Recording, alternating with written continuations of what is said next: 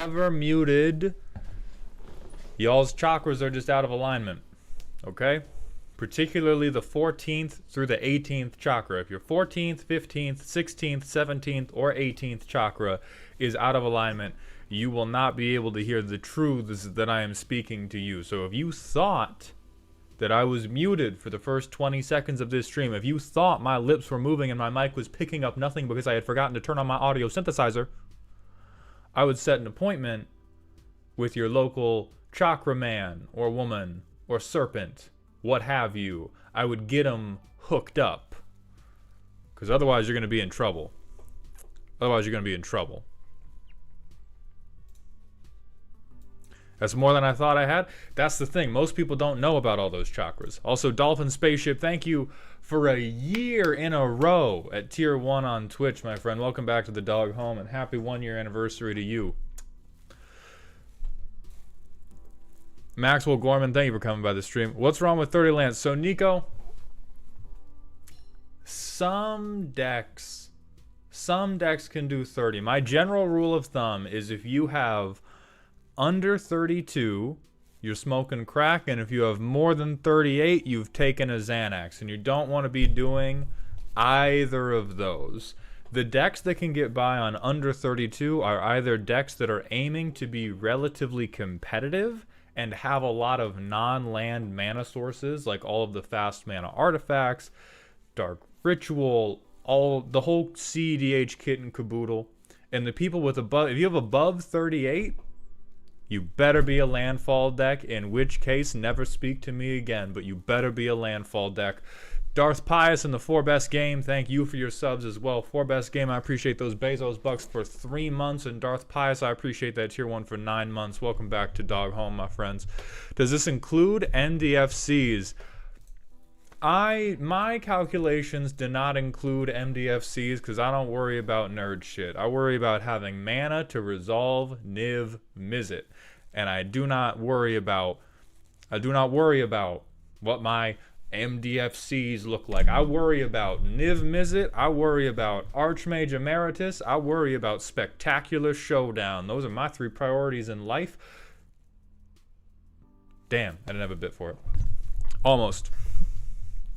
So for anybody that doesn't know, the way you get your deck reviewed is a Patreon redeem. It's capped every month. We're capped for this month, but we got 8 lucky people that we're going to roast today.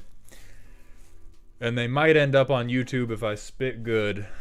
And if you haven't already, new Commander Roast is out on TikTok and will be out on YouTube as soon as I remember to hit the motherfucking go button. So make sure you check that out.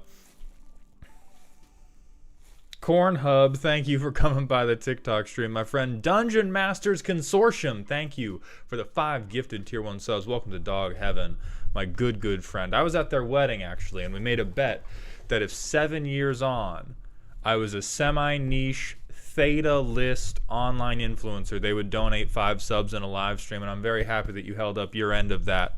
Bradley? Let me know if I got that right. F. Williams, do you freestyle the Commander Roast, or how long does it take to make the scripts? It is a mix. I will say when I started doing... Oh, Roguish Wolf, you're 18. Happy birthday. I hope you had a very good day today, Roguish Wolf. Congratulations on your impending back problems. Ellie, damn, I was mad off. Mad off. But thank you, Ellie. I appreciate your generosity. So when I started doing it, it was basically all off the dome. And then the more that I did, the more that I had to script, because I didn't want to repeat jokes too heavily. I repeat themes a lot, like hating Simic, because I feel that in my bones, like hating Planeswalkers, because that's the objective reality, and liking drawing cards. So there's a lot of themes that are just how I am as a player, but a lot of the specific jokes, I try very hard to not go back to the same well, and we are like 240 or so commanders deep. It's a lot of motherfucking wells, you guys, alright? Mr. Beast did okay in Africa. I'm doing the real work. And So now they get scripted a fair bit more heavily, but I will say the ones that you guys like the most, as evidenced by the ones that get the most views, get the most shares, get the most comments, get the most people telling me this is the one I remember, are the ones where I have a script and halfway through I ball it out, throw it out, and do a bunch of ad-libbing. I have this one of my best friends in the world, my dog Aiden. He very much supports what I'm doing. He refuses to download TikTok. He doesn't use YouTube on his phone. He still watches my videos, but I text him most of my videos on our phone. Like one of my most reliable check for if I've got a good video is the Aiden check, where I text my dog Aiden the video, and if he texts back LMAO, it's hot. And the ones that Aiden will text me out of the blue and will be like, I went on YouTube on my browser and found this, I think this one was really good, are all the ones where I had a big, not a long script because these videos are like 1 to 2 minutes, but are all the videos where I had a script, I got halfway through, and I was like, actually, I'm kind of feeling this other thing, and I just kind of make Kanye West noises into the mic for 40 seconds after, and then I post it without watching it back. And those are the ones that tend to do the very best.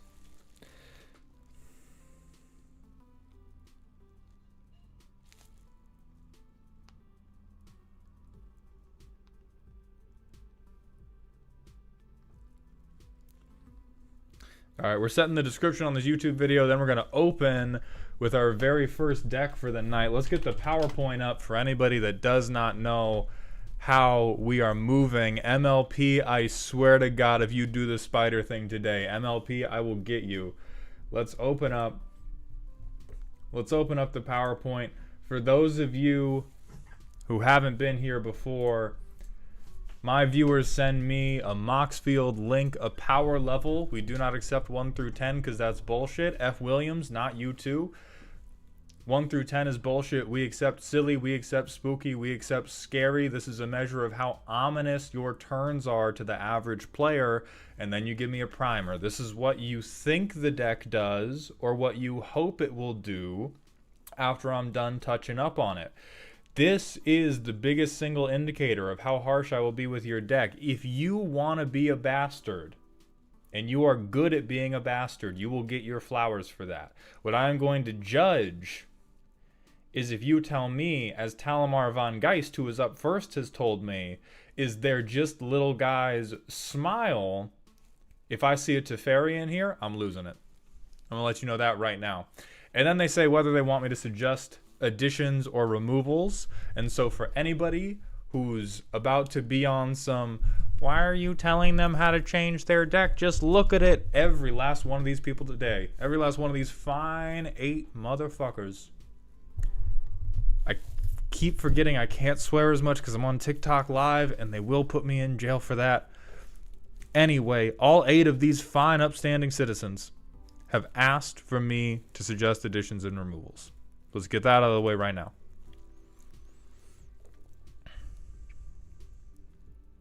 Whitebread, we will not do custom card reviews today, but I will be live again. I think I'll be live again tomorrow. And we'll do them tomorrow. But I'm not going to do them today. I got to focus. I got to lock in.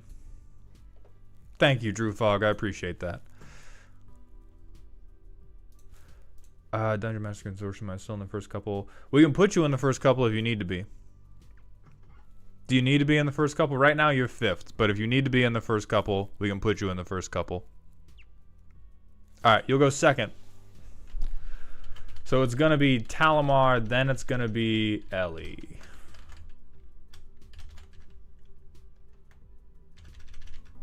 Let me move my sheet around to make sure I keep that straight. How do you feel about Prosh and Food Chain? How do you feel about being a better person? How do you feel about being a better person? Bonsai Blaster, thank you for the Twitch follow. Welcome to the doghouse, my friend. I do understand you messaged me. Do remember, I'm an idiot. I'm an idiot with the brain of a goldfish, and I am doing my best, but I will need timely and often reminders. So I appreciate you reminding me at the beginning of stream, and I will make sure we get that going. I almost marked this video in the wrong playlist. Can you imagine? Coma's live on YouTube, everybody. So we're going to get right into the roasting. Gwen Urick, it is a Patreon redeem to get into these streams, but they are capacity capped per month. We are at cap for this month, and to get in the future, someone else will need to drop off. Troper, we're going to need to reschedule all of Saturday's roasts. Personal plans changed. Good stuff, but do need to reschedule all of Saturday, so I will be emailing everyone after this stream anyway. So let's get into the roasting. They're just little guys. Smile from Talamar von Geist. The deck in one word is smork, which I don't know what that means, and I'm not sure if I want to know what that means. Graza. Oh, Jesus. Okay. That's a good art. And when I think of little guys, I do think of 5/3s that must attack every single turn. The point I'm going to give you straight away is that they attack each combat. Too many people are holding back. Too many people are pulling their punches. Oh, wrong deck, the email? Okay. Okay, hold on, everybody. Maybe if I typed your actual name into my email and not Talmer.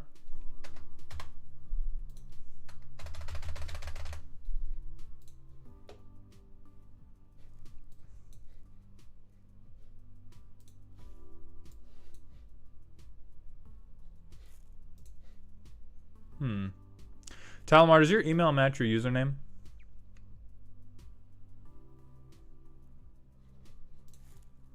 No, you're good, you're good.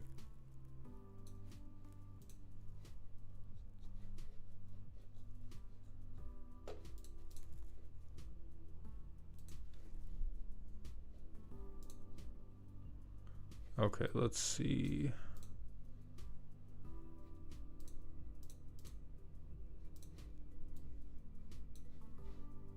Sent, that's the wrong one. Sent. That's the wrong one. Sent. That's the wrong one. I'll freak out, bro. Okay, do you have me on Discord, Talamar? Just message, if you could message me the deck link there, because I have a bunch of emails about changing decks, and I cannot find yours. I am aware of... Oh, wait, here we go. Here we go. I found it. Never mind. So fuck that deck. It was a lie. Zap4, thank you for the $7 Canadian. Do you have any tips for someone who wants to get into building a deck? I played some Precon and Friends decks, but I want to make them myself. Zap, the best thing you can do in order to improve your capacity as a deck builder is to iterate on a good deck that already exists rather than trying to build completely from scratch. Because when you play a Precon, you've eaten food. Dankroom, correct. Number one, don't be Canadian. Number two, when you play a Precon, you have eaten food. You've had a taco. And if you try to go from playing Precons and playing Friends decks to just building your own, what you are saying is, wow, I ate a really good taco at that restaurant. I'm going to make tortillas at my house. And then your house burns the fuck down. What you need to do is you need to take some Precons and then ask yourself, what do I not like anyone else who talks about bounce lands? I swear to God. I swear to God, I'll crash out. I will flip poop in this stream. Stop it. Anyway.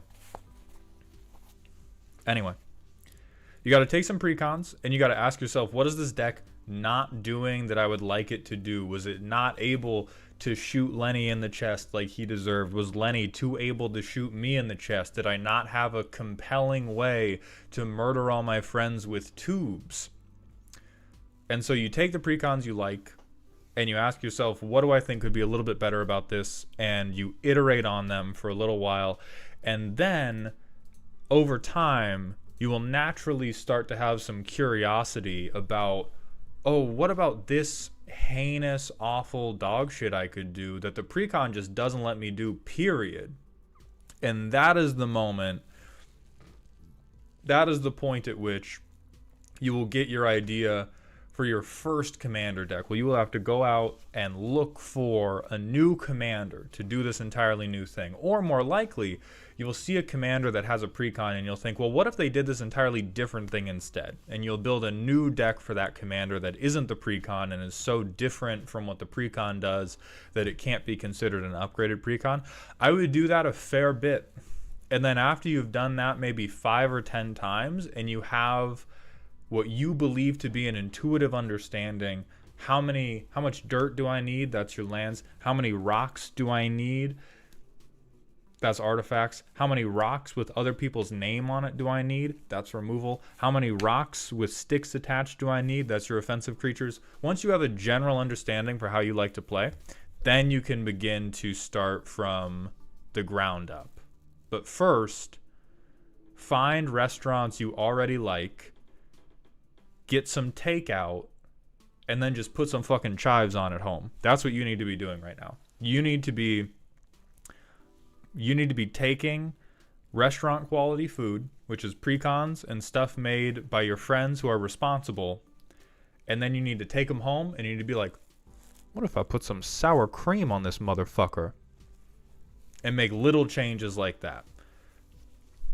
And then that will help you determine what types of changes are actually effective, what types of changes you like.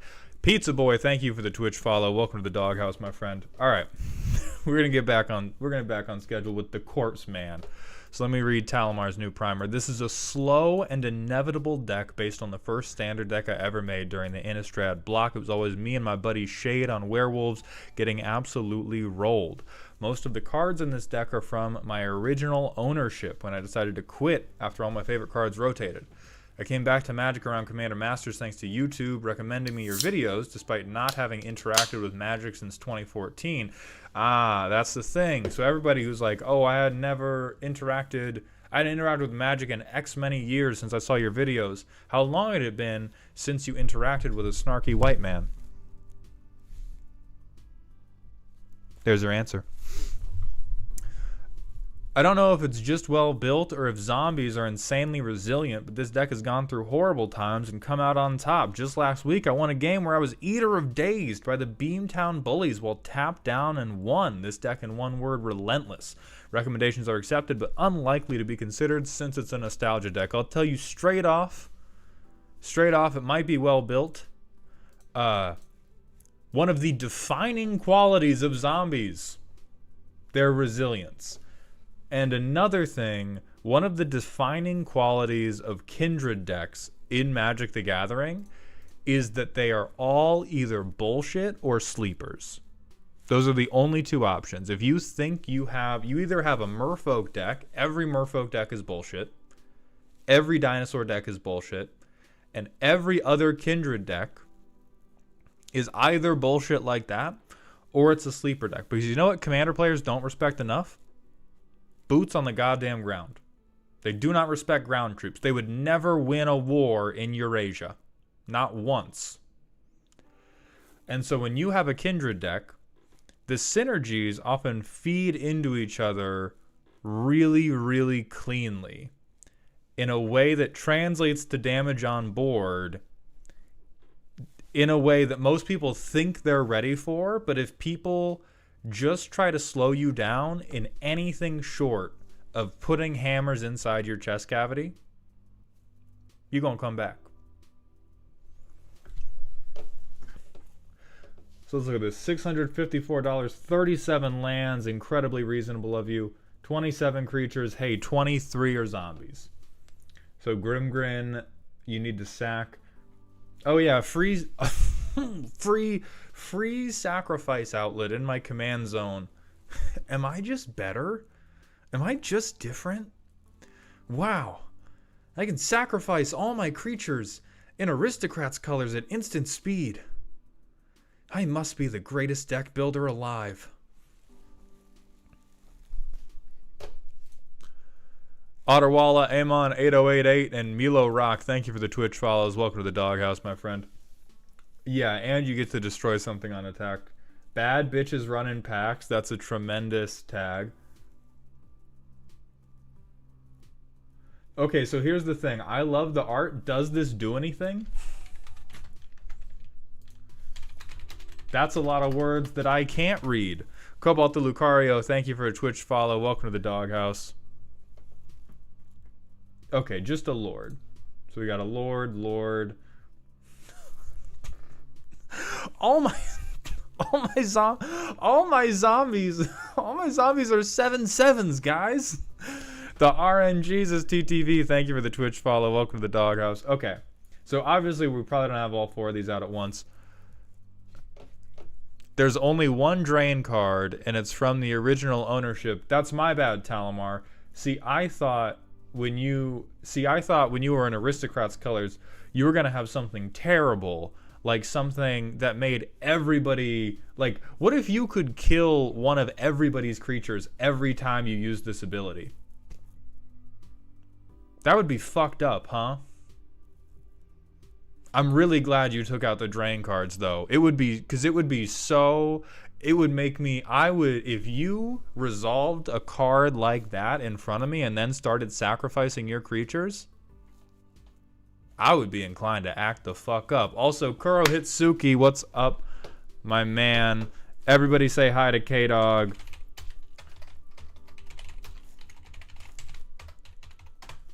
There, we typed that shout out. Thank you for the raid, my friend. Miabyte, thank you for the Twitch follow. Welcome to the doghouse. Can't touch this. No. Can't touch this. Oh, that's fucked. I like that. I really like that. Blue Woods, thank you for the Twitch follow. Welcome to the doghouse. Empty hands do the devil's work. The one thing I like about Talamar, responsible builder. I've gotten to play against them. Why is it always planeswalkers with you? No, they did this before, too. No, they did this before, okay? We're not gonna... You said you were gonna be better. You said you were gonna be better. When you looked in my eyes, when I was at the birth of your second child, Tiffany, you said you were gonna be better than this for her.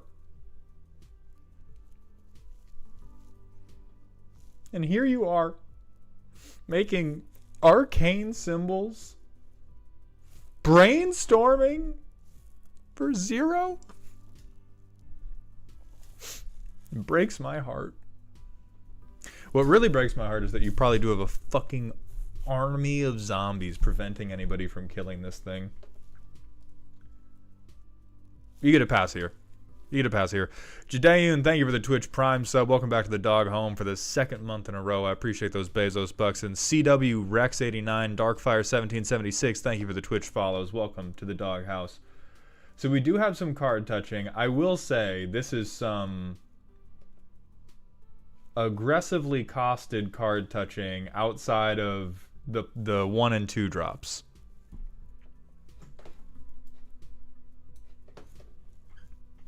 I just think they're neat. All right, so these are the true nostalgia callouts. So mill,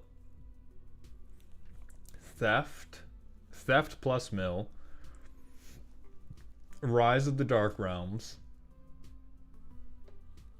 Talamar, are you playing this against people that can't count? Who'd you say it was? You and against a werewolf player? Yeah, that motherfucker cannot count. Because this is a very scary card. This is an incredibly scary card that I worry people are letting you do. And honestly, if you get away with it, you deserve to rock a little bit, all right? You deserve to get up on the table, do the 1-2 step, read from an actual book about how much smarter you are than them. Damn, this is what Magic used to be. This is big fair. 4 mana, 3/3. Hey, you know what else gets you 4 mana in mono black?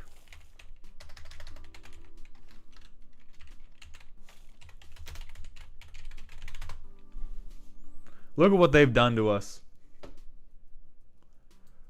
Look at how low they have brought us. This is beauty. It can't get it, not in that way. But this is what the classic Xenomorph is, and this is Xenomorph 2024. You going to hell. You going to hell. I don't know if this deck is just crazy. I don't know what it is about wiping everyone's creatures off the board and then killing them for 10 damage. I don't know why I'm nice like this. I am actually a big fan of Skittles. I think motherfuckers need to be ready for this. I think it's different if you are in a Voltron situation. Okay? If you're talking about swords and bazookas and everything like that. Talking about swords and bazookas, different situation. I think the average Simic player needs to be ready for the Necrotizing Fasciitis Dragon. It's a normal problem to have. It happens to most men over 40.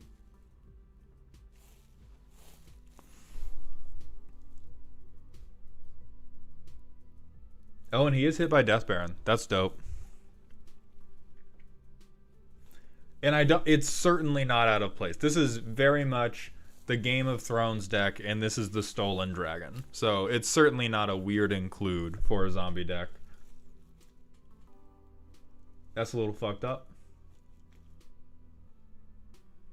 Yeah, put him on. You better need all 5 of these. You better need all 5 of these.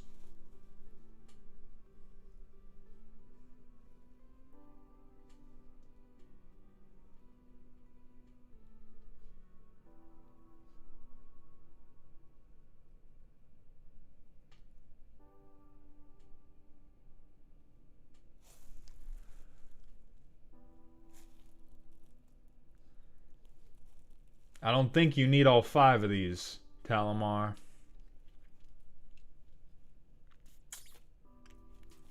I don't think... Nope!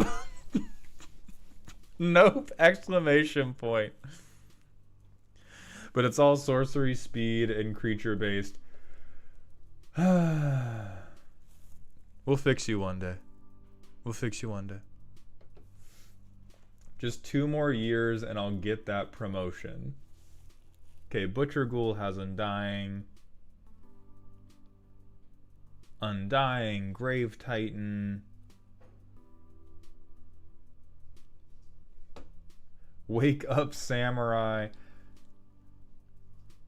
Yeah, I mean, I think this is a rest in peace Gristlebrand. So that's the 101. The 101st card. I'd let you play him. Mecha Zelder, thank you for the Prime sub. I appreciate those Bezos bucks. Welcome back to the dog home for the 2nd month in a row. Stay hating, stay gooning, and indeed. And I Street Rat, thank you for the Prime sub as well. Put the stinky on him. Each sacrifice 2. Someone who's never felt the horror of playing against Selesnya go wide, I see. Someone who has felt the horror of playing against Selesnya go wide, I see. That is absolutely fucked and very good in here.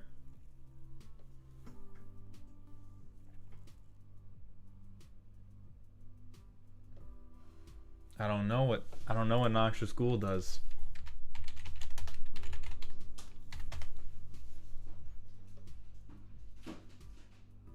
Oh, that's fucked. Oh, that is fucky wucky. Honestly, so real of you. So real of you. Fuck the token players. They deserve it.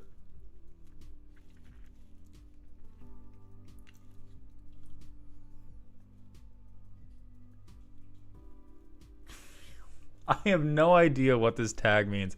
You got no mana, freak. Come on, I get one. You had 5. I mean, we'll do a little playtest to confirm, but I do think overwhelmingly, yes, this is well built. Too many decks fail to ask the question, what if I just fucking punched you? What if I just hit you in your dumb mouth? And more decks should be asking that question. Oh, but you're gonna miss a land drop. Okay, turn 3. Oh, we didn't need to... Okay, we didn't need to discard because we had a 0 drop. And now we can... I don't know what the fuck this does. Terror? Who cares? Who cares? I don't know what the fuck this does, Talamar. We'll play Butcher Ghoul. We have a 1/1.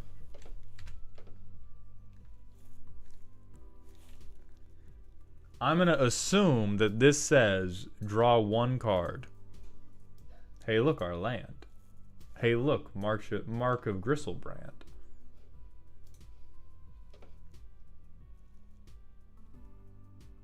I'm going to assume this says draw 1 card. Hey, look, our land. We'll pretend we were smart enough to attach this to something else, and we'll play Grimgrin on turn 5 like good boys.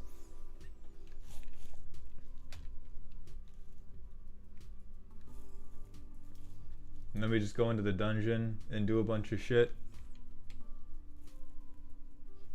Yeah, I mean, so I think what this deck really exemplifies is the power of the first order synergy. And when I talk about an order of synergy, I'm talking about how many things need to happen in concert with this for it to be good. And most of this deck's game plan is I hit you and I am a zombie. So pretty much every card in here is a first order synergy rather than a reach. There are very few things in here that need you to draw this other second or third or fourth card to be useful. All of them are just, I play this, it does something, that thing hurts your feelings, and I enjoy it. And that's all that cards in Commander need to do. Too many people get lost in the sauce of, well, if I play this, and then 2 turns later I play this, and then I tap this to search for this in my library, and then I untap this, I can make you shit your pants. And Talamar has realized that if he shits his own and then throws it at you, it will have the same end result. And there's power to that. There's a power to that, and there's a confidence to that more players need to have. Dank Room, thank you for the Twitch follow. Welcome to the doghouse, my friend.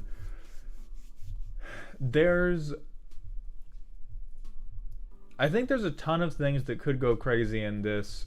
But since it is more of a time capsule than anything else,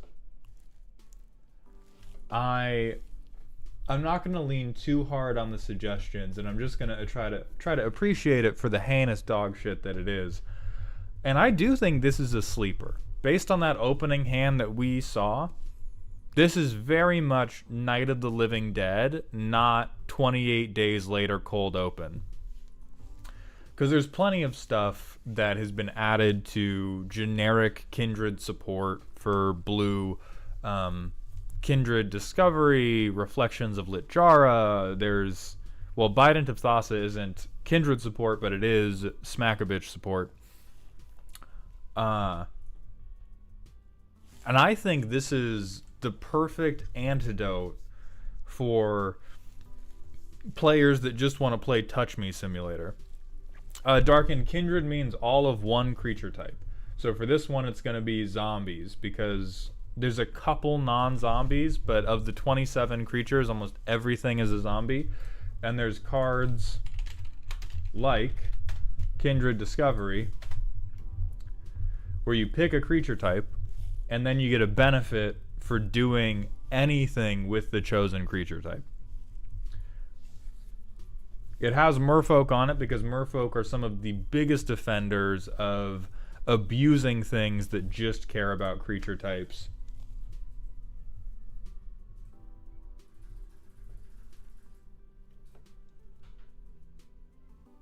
There's a lot of really good recursion.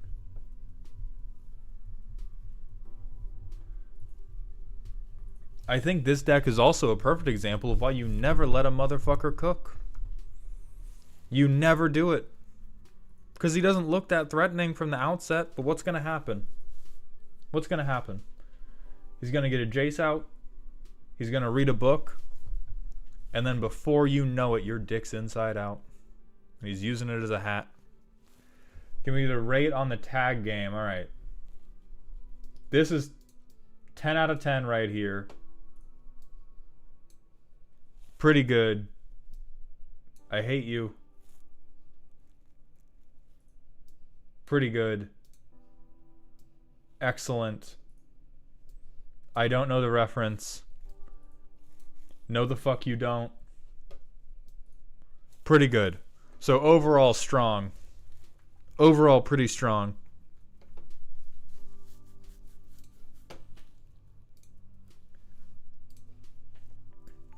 I'm going to say this is classic art. This is a Richard Garfieldian Magic the Gathering deck.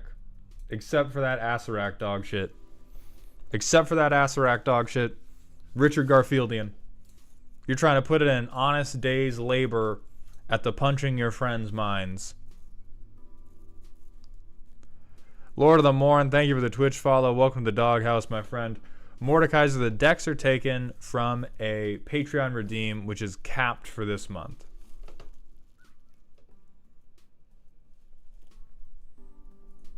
I do think it's very telling that you have almost no targeted removal and instead have what if everybody just fucking died. You have Doomblade, Tragic Slip, and maybe Terror, but I don't know because I'm not reading it, and everything else is, hey, what about genocide? Have we considered a little bit of genocide?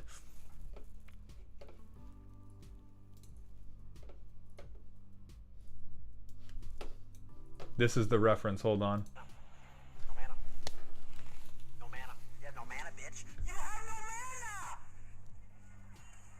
Get the fuck out of here! Let's go! Oh, that's my goat. Oh, Terror is targeted. So we're up to 3. We have 3 pieces of targeted removal, and then it's just all mass murder. Pancake Misery, thank you for the Twitch follow. Welcome to the Doghouse, my friend. With that, we're going to move on to DMC Beholder's deck, which is silly and spooky. This primer is, I love women, I love muscular women, and I simply think women should get to do violence. Oh, and I give them money and the occasional equipment.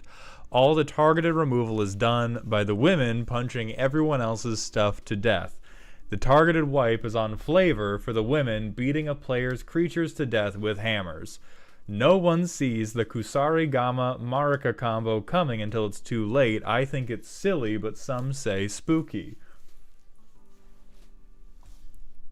Alright. Quantum Runner XX, thank you for the Twitch follow. Welcome to the Doghouse. And Nocturnal Mohawk, thank you. Oh god, Rocco, I hope you get better soon. Type and tag. Most normal Maldown supporter. Bring my women back. Okay, so it's Marika, which must be blocked if you deal damage. If you deal excess damage, they sacrifice non-creature, non-land permanent. Off rip, this hits planeswalkers, 10 points. Die with honor. So a little bit of sacrifice. That's funny. This has got to be one of my favorite you need to be about the action cards that I've ever seen. Is 4 damage a turn if no creatures died this turn. If I was playing one of my Izzet decks, I would die immediately. I would die immediately. Literally every creature in here is a muscle woman. All 32.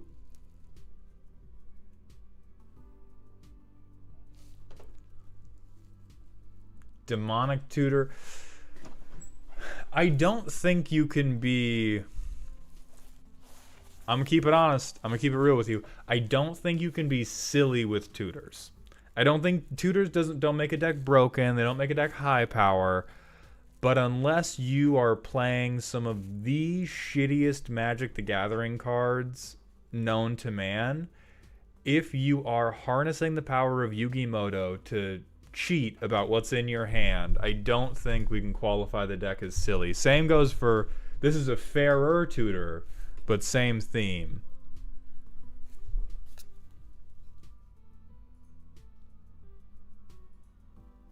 Professional Facebreaker in the card in the card advantage section.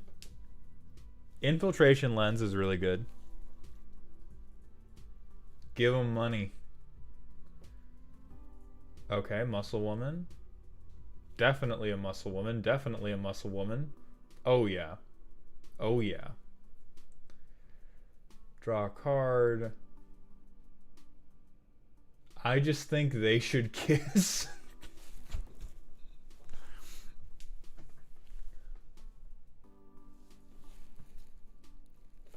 Is Agnes a lady?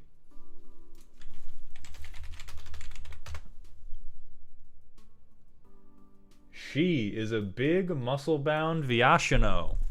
That is about as clear as you can get. That's about as clear as you can get. Just beefy, fun woman. Indestructible as long as it entered the battlefield this turn. Honestly, you getting hexproof during your turn is surprisingly not bad for what I thought this deck was going to be. Okay, a bunch of very responsible removal. I definitely see how you're either on mechanics or at least on theme with your muscular woman killing people. Make bigger women.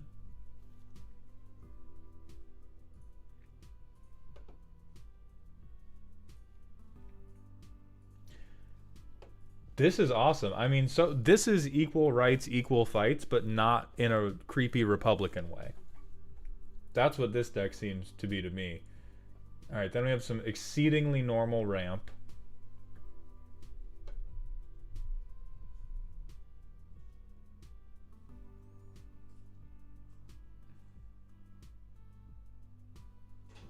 That's awesome. A little bit of group hug.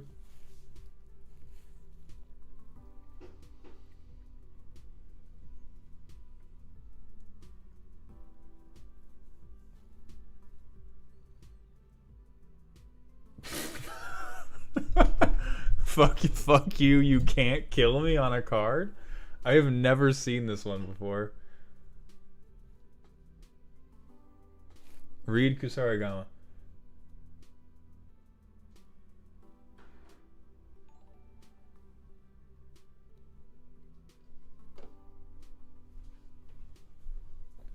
So this lets you board wipe. Hit him with the non-creature, non-land board wipe. Which is deserved, honestly. More power to you. I don't know how... Well, it blows up all the creatures too if Marika can kill them. Which is a very likely eventuality. But yes, it spreads it to everything. That is very, very cute. Oh, it doesn't even do the America thing. It just hits it. It's just Blasphemous Act over and over. Blasphemous Act on a stick is very fucking hateful.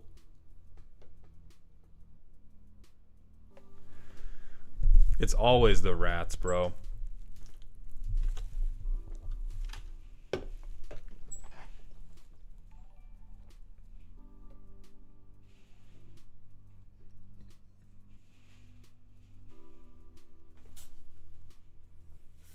Okay, Dolmen Gate's awesome. Embercleave is awesome. Calm the hell down. Edge Freak, thank you for the Twitch follow. Welcome to the doghouse, my friend, I hope. XLNC Nova and Mega Infernape 200, thank you for the Twitch follows as well. And Buckeye 1994, thank you for the Prime sub. Welcome to the dog home. Okay, Mage Slayer is in here. That's perfect.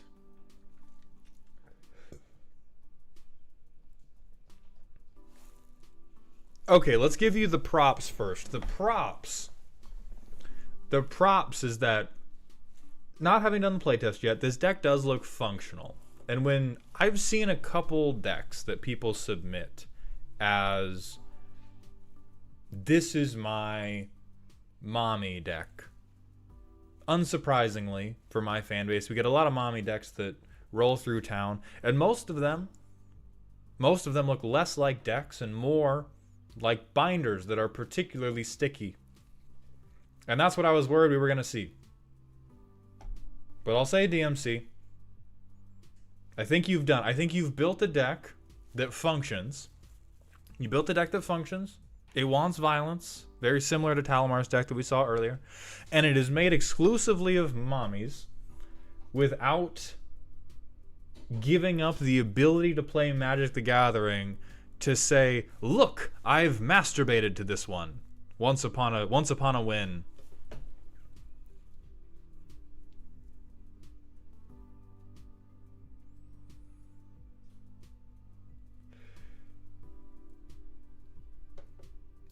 DMC, we're going to talk to you about what combos are. We're going to talk to you about what combos are. It's definitely good. It's definitely good to have Infiltration Lens and get card draw with it. And it's definitely good to deal damage to people when you swing. Yeah, card pairings and stuff, definitely. They're all very good synergies, but it is just hilarious to me of, check out these sick ass combos, bro. If I play this card that says draw cards, I get to draw cards. Why wouldn't you want to give Marika trample? Oh, Dungeon Masters, it does not prevent her from dealing excess damage. When you have a trampling creature, you are allowed to assign exactly how much damage you deal. And so worrying too much about trample wouldn't be the best, but if you were hitting a creature that had 5 toughness and you have trample, you are allowed to assign 6 damage and have 1 go through and still get the excess damage trigger that you wanted from Marika.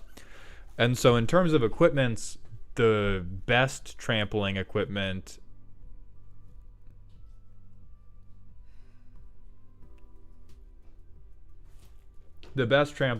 is probably still worthwhile, and you have Power Fist, which is certainly one of the best. So in terms of improvements, we definitely have some cards that are here on the sticky binder exception, or at least here on it fits the theme, fucking get it. And synergies are what aggro players think combos are. I mean, hey, this card plus this card and they died 4 turns later. That's almost an infinite. I think there are some things, particularly, where were these two? Yeah, what in particular are we talking about with Crew Captain? It's certainly a muscular woman. It's certainly a muscular woman, so I'm not accusing it of being off theme.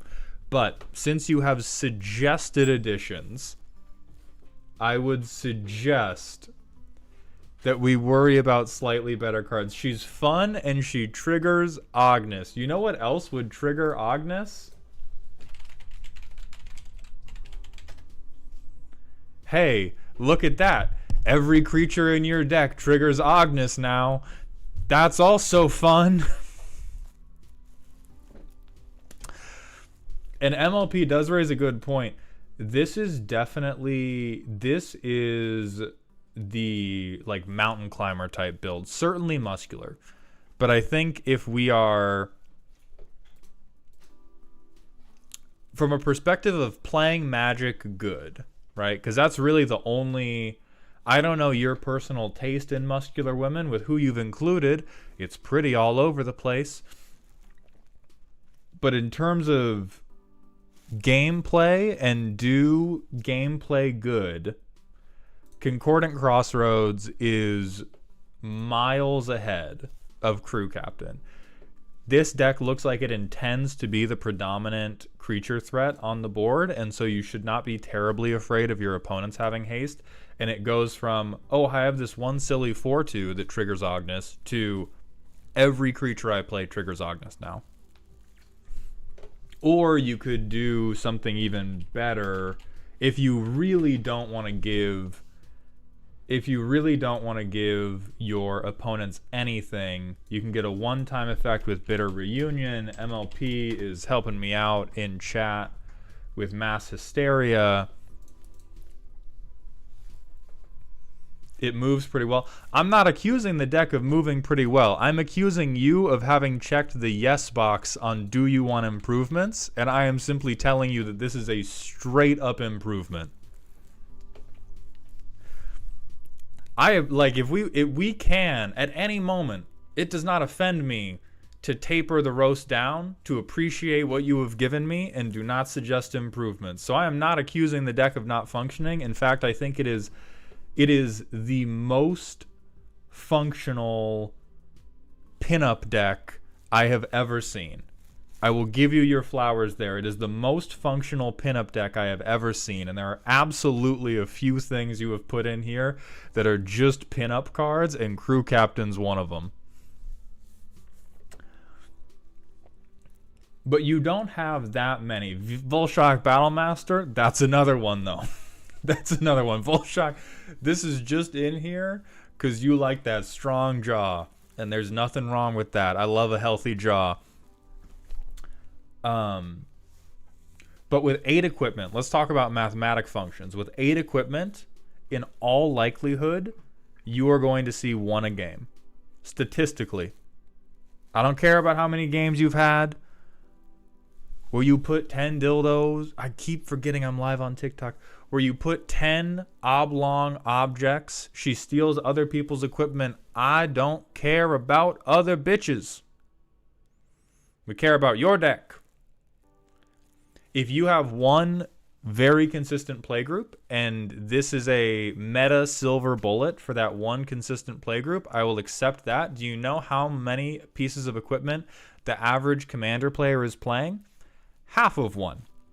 It's because they have a Lightning Greaves that they forgot they moved to a different deck. That is the average amount of equipment a commander player is playing, and that is on average what you are stealing. And even then, they still control the equipment and can take it away from you the very next turn. So most of the time, this will steal nothing from other people, and it will give you 1 free equip. And none of your equip costs are that egregious. And far more often,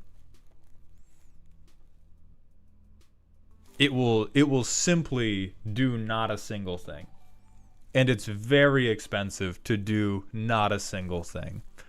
Bumble Ownage, thank you for the Twitch follow. Welcome to the doghouse, my friend. So let's do a little playtest. See how it looks. You're probably fine. We're gonna pretend that this land is color fixed because I ain't dealing with all that.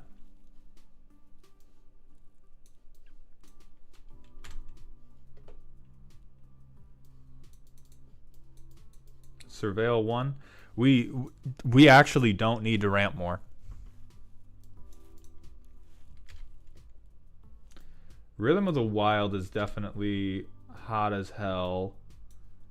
We do have Warstorm Surge mana, and so we'll do that before running Marika out. Holy fuck. And then we play Marika, we punch something for 7. Power Fist. Equip. Tell everybody to fucking cope. Tell everybody to just fucking hold on.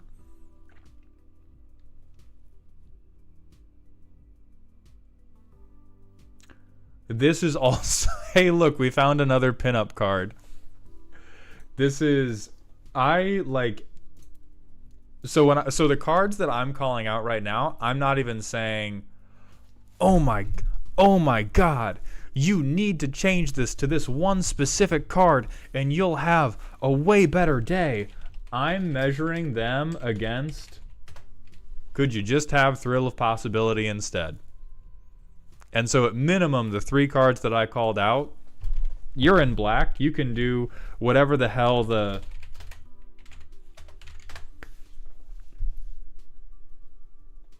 Did I mean Scrib the Bones?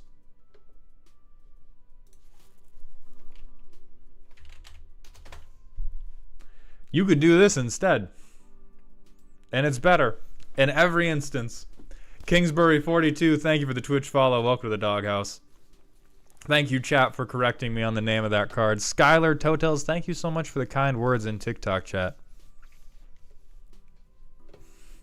So, like, you could look for other fun equipments. You could just replace them with anything that draws you cards, like Sign in Blood. I've wiped token players with Nightclubber, which is why she stayed. She makes me giggle, lol. I mean, listen, making you giggle is always a legitimate reason to include a card. And I think that falls back down to if you have a 7/4 with trample, I don't think the token players are doing much laughing at you to begin with, which is very important. Bumbleonage, thank you for jumping over from YouTube. Memo Man, I do agree that Thrill is boring filter. More decks need to eat their goddamn vegetables. And the vegetables are having reliable mana bases and reliable ways to draw the 30 cards that matter. This Rule C right here, that is talking about your core gimmick. You have room for about 30 to 40 cards in your core gimmick before you are stretched too thin. And the rest of your cards need to deal with mana production, card advantage, and kicking other people in their dumb little shins. Grady, thank you for the Twitch follow. Welcome to the Doghouse, my friend. I do like Frontier Warmonger. This is also, like, it's situational, but this one is the one that makes me giggle the most, and so I'm going to let you keep it.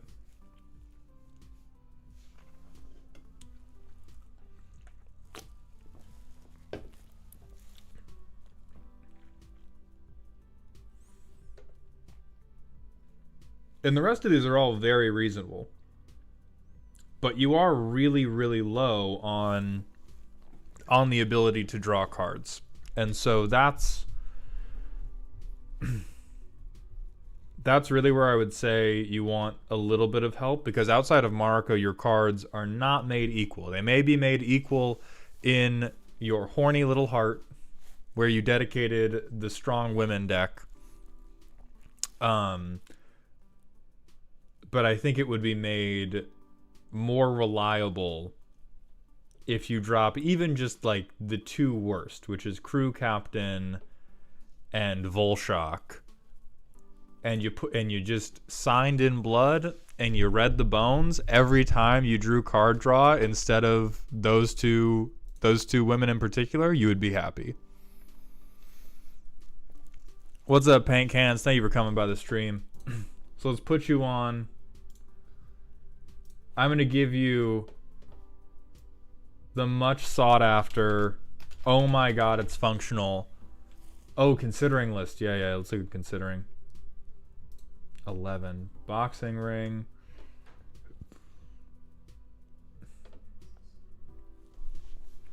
ETB.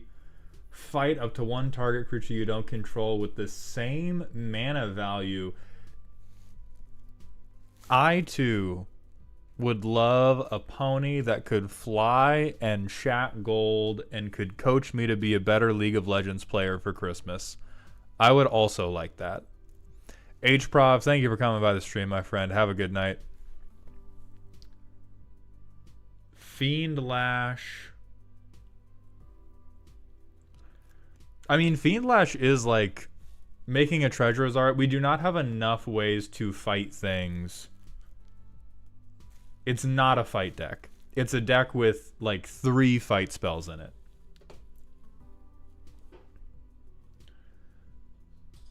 Equipped creature has double strike. Whenever equipped creature attacks, you may have target creature block it this turn if able. That's pretty good. It's too expensive. It's too expensive, but the effect pretty good.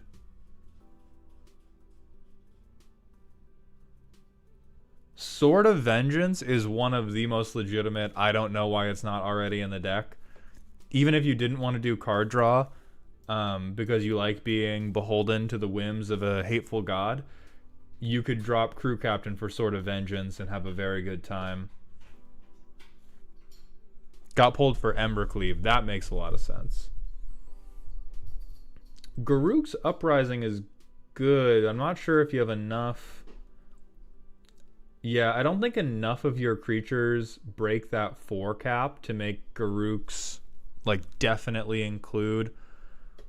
Heroic Intervention, this is a trauma response, and if you don't have it in the deck now, you will one day after you play against Boardwipe Kindred. Sentinel Chicken, thank you for the Twitch follow. Welcome to the doghouse, my friends. Oh, you gotta put this in here. Come on. Come on, cut a forest. Cut a forest. You know you want to. Cut a forest, cut a mountain, cut a swamp. All 3 of these in immediately. Banding's hot as fuck. Also, Sentinel Chicken and Code Green 101, thank you both for the Twitch follows. Welcome to the doghouse, my friends. I do also think you want Season of Gathering. Okay, so let me say, Season of Gathering goes in for Volshok Battlemaster, and your life exclusively gets better. You cut Volshok Battlemaster for Season of Gathering, that is like committing to cutting your phone time by an hour every day and going for morning walks. There is no pro-con list for it. There is no pro-con list.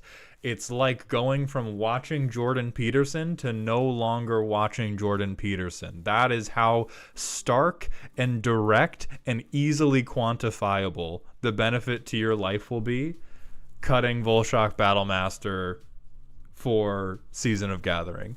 It does everything you want. It makes your biggest woman bigger. It lets you board wipe problematic things if your commander's not doing the thing, or it lets you draw cards. Amathea, thank you for the Twitch follow. Welcome to the doghouse, my friend. We've also got a random Smasher Pass. Maybe Bard class for Crew Captain then. If you have a lot of legendaries, yes. I've not counted how many legendaries you have, but you do certainly have more than a few. So Bard class could definitely be 23 of them. Yeah, Bard class for Crew Captain for sure. Let's do a random Smasher Pass. That's a land. Nope. You're not getting me today, New Zealand. You're not getting me today.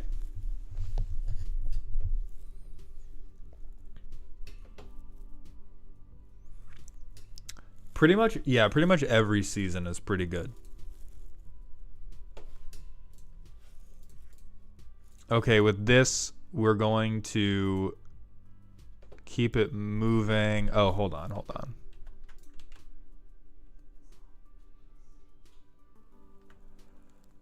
I need to...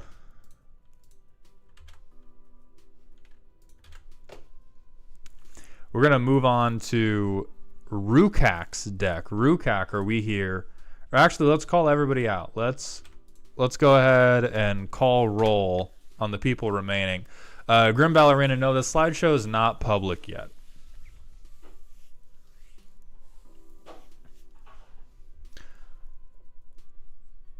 .420 Templar, you are here. Excellent.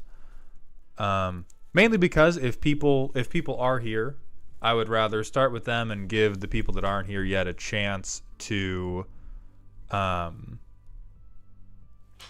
here. Don Terre, yes, inspecting a deck is a Patreon reward. There's a capacity limit per month, and we're at the cap for this month. And so you'll have to wait and watch and hope. Kashantik, Patreon redeem, as we were just discussing. Nakamura Ryu. I'm going to go to my LGS for the first time tomorrow. I need a $50 to $80 deck that will get me re-invited to the pod. Any suggestions? If you are cardboardless, grab a precon that isn't Merfolk or Dinosaur. Let it rock. You'll be fine. Number one thing there. Even Merfolk or Dinosaur, people that are chill will be cool. Stellali's fine. Mothman's awesome, Watson. Honestly, if playing Mothman gets you uninvited from a pod, you didn't want to mess with them either. Mauled, I followed your thoughts on the deck. My bonus covered it perfectly. I was able to get the deck with all the pretties. Congratulations, my friend. Pantlaza slander. That would imply that they don't deserve it. That would imply that they don't deserve it, and Pantalaza do deserve it.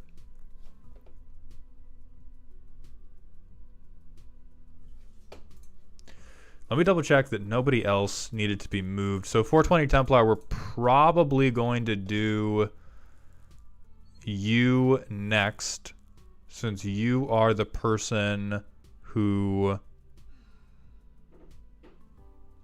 Yeah, since you're who's tapped in. Dark, nothing's wrong with Mothman. Some people get really touchy about Mill. Some people... This one's a yes, by the way. I will not elaborate. Some people see Mill and they do crash out. Some people see Mill and they just fucking lose it. That's Saturdays. Okay, so Shar Yusu already said they're not available until 7. Jacob Goodwin. Okay, so Goody, we're moving. I'm going to go ahead and move them down so I don't accidentally do them. 420 Templar, you emailed, but you're in stream. Okay, so everyone else should theoretically be good to go. 420 Templar, we are going to go with you, though. Steadfast Ideal, thank you for the Twitch follow, my friend. Welcome to the doghouse, my friend. And thank you for the Prime sub. I appreciate those Bezos bucks. My hero. Welcome to the dog home.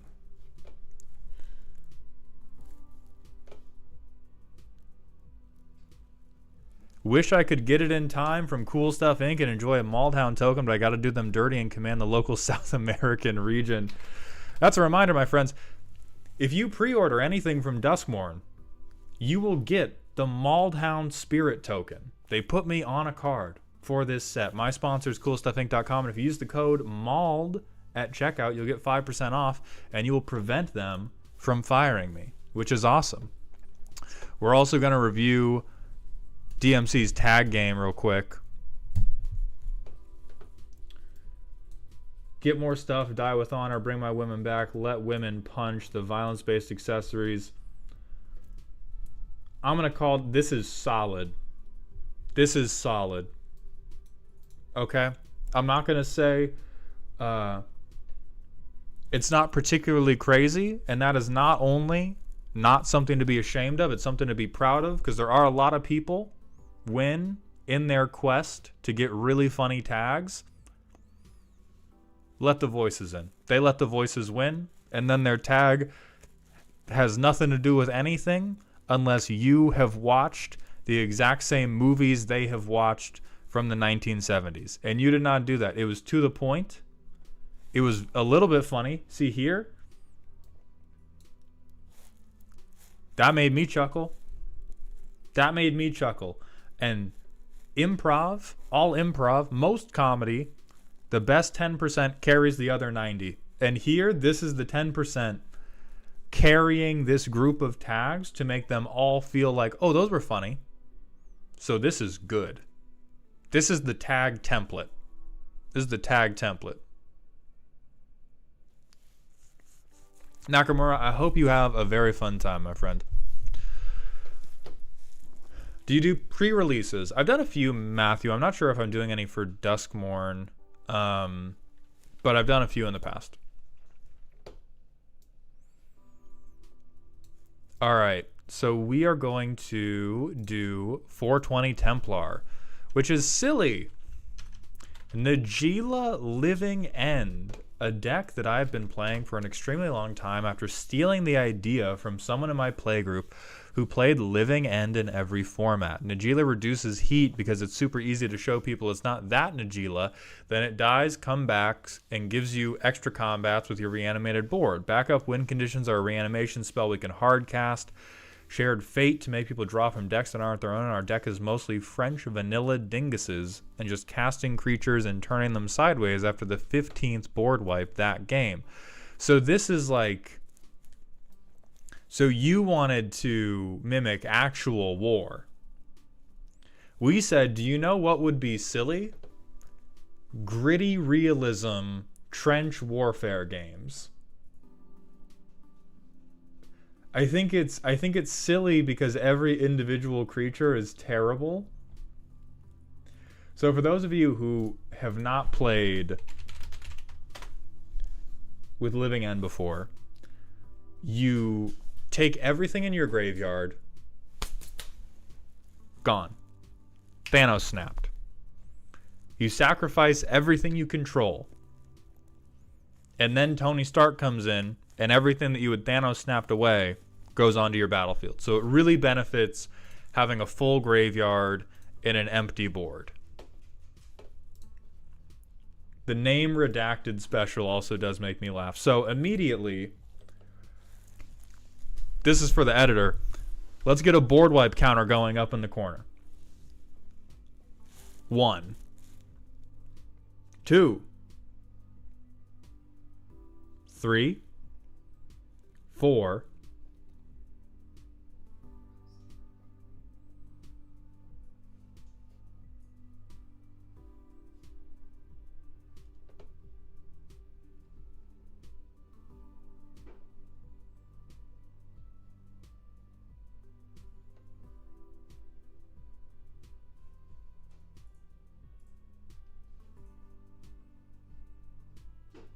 Okay, it's just 4. Okay. No. 4's like 1 above. MLP, you are correct that none of this is in the Bible, but counterpoint, neither is joy. Neither is joy.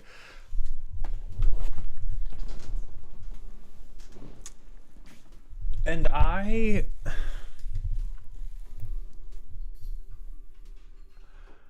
I'm going to reserve the most aggressive of my prejudice until we do the play test, because I don't know exactly how this plays out when you play against it. But this appears to me to be, you're going to cycle cards, selectively graveyard tutor, and then tutor Living End, and put 30-something creatures onto the board, and then take a bunch of combats and win.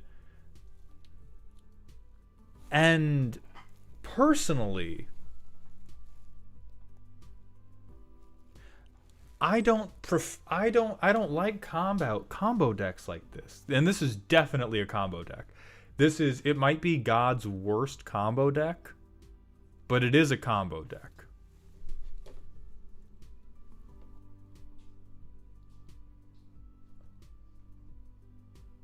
Which is a very interesting place to be. I don't think it's silly. I for sure don't think you're silly. You're definitely not silly. With 30 creatures hit the field and Terror of the Peaks has Taco Bell diarrhea on everybody.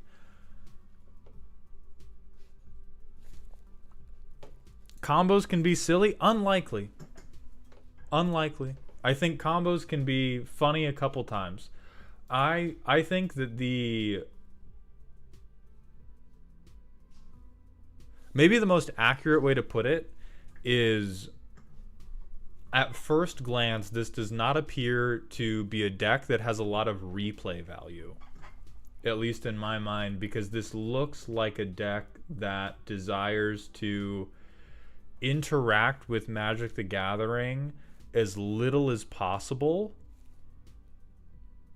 until they do the big thing.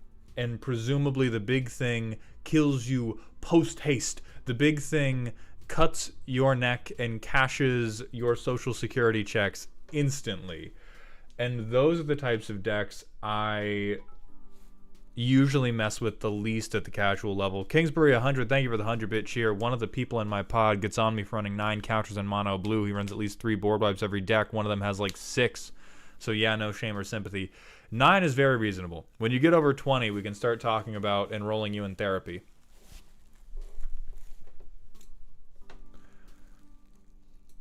So my immediate feeling, Templar, is that this is a little bit of a one-hit wonder. So this is lands you control, but we have the thing. We have the thing, and we have no fucking other mana sources. So we will mulligan. Joe Salsa, I'm doing well. How are you doing? We'll do a land. And we have Living Death, but we do just want to cycle, right? So we're going to cycle, then we'll go to our next turn.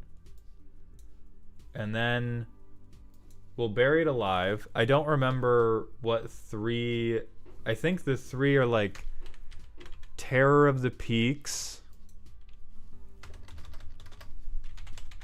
Gisela, and then I'm pretty sure the last one was My Own Farts. I don't see it, but I'm pretty confident that they're in here.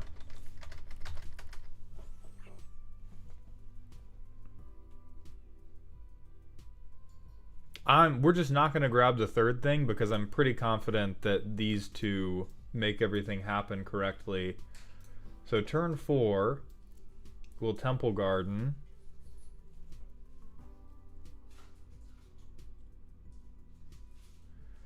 So we have a piece of removal. We can Idyllic Tutor. Odd Mistake 12, thank you for the Twitch follow. Welcome to the Doghouse. I don't know what enchantment we particularly want to find. Right? This is enchantment.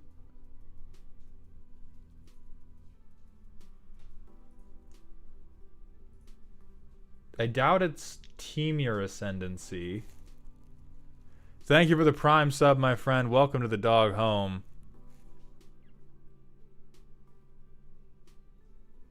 Maybe Drakehaven, because that lets us do something in the interim. Oh, we probably want a Cascader, actually. It's probably a Cascader.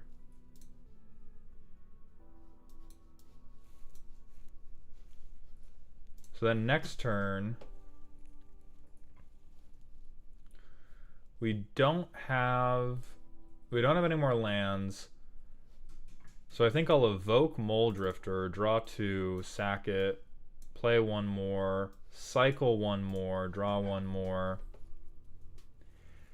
And I think that this continues for quite some time. Right, we Ardent Plea. We Cascade for 2.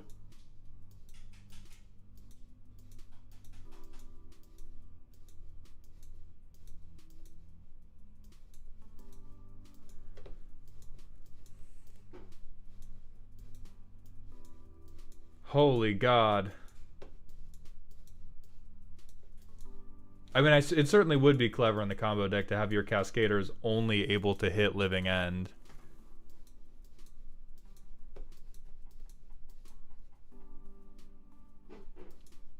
Yep, yep, there it is. Okay.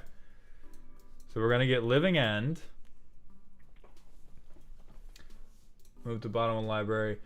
And then does this just get cast? I can't remember how Suspend works with Cascade. I think do we just get to rip it immediately? All right, so we Living End. This doesn't matter. And we get these four guys. Oh, no, sorry. Very meaningful. We get this motherfucker as well. So, Terror of the Peaks is going to see 5, 8, 14, 16 power come in. That's 32 damage that's going to come to the board.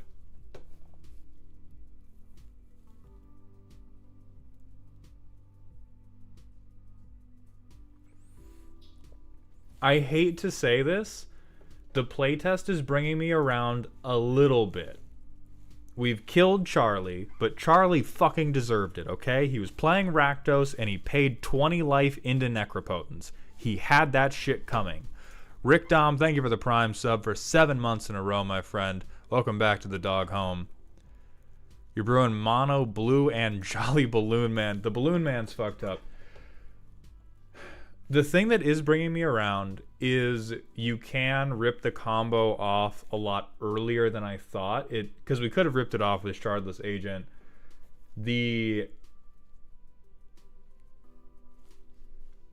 I do still think replay value is on the low end. I thought that it was going to be deck does nothing, one turn kill, and it doesn't do that. So that is actually much nicer. And that does make it a lot sillier if you can go... If you do nothing for 4 turns and then you have an explosive turn, you're a normal commander player.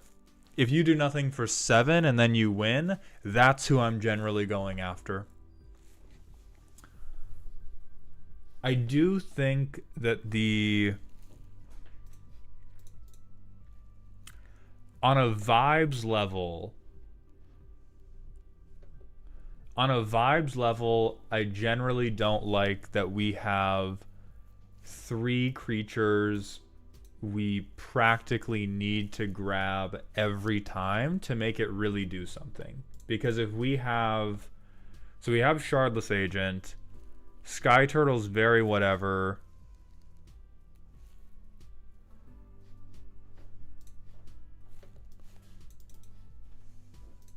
We play that tapped. I think we play this tapped too, because we don't want to bounce a creature. Oh no, we'll take some damage and then we'll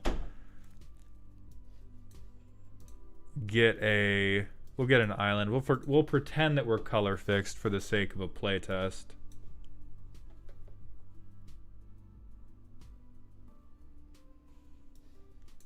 Channel again.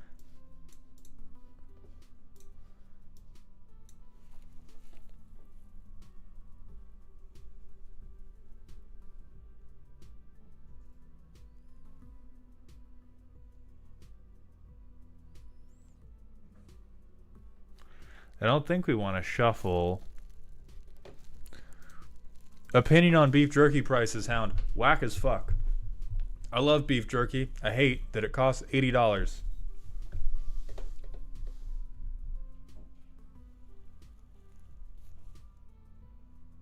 Oh god, and then we have graveyard hate to make sure no one else gets to benefit from Living End because our Living Ends are so weak. Yeah, I think it's a shockingly honest attempt at a low power combo deck, and it is a relatively low power combo deck. But the nature of it, I do think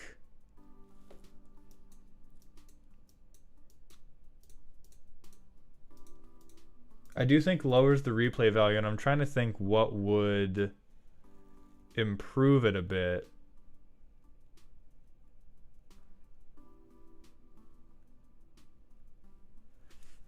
I think what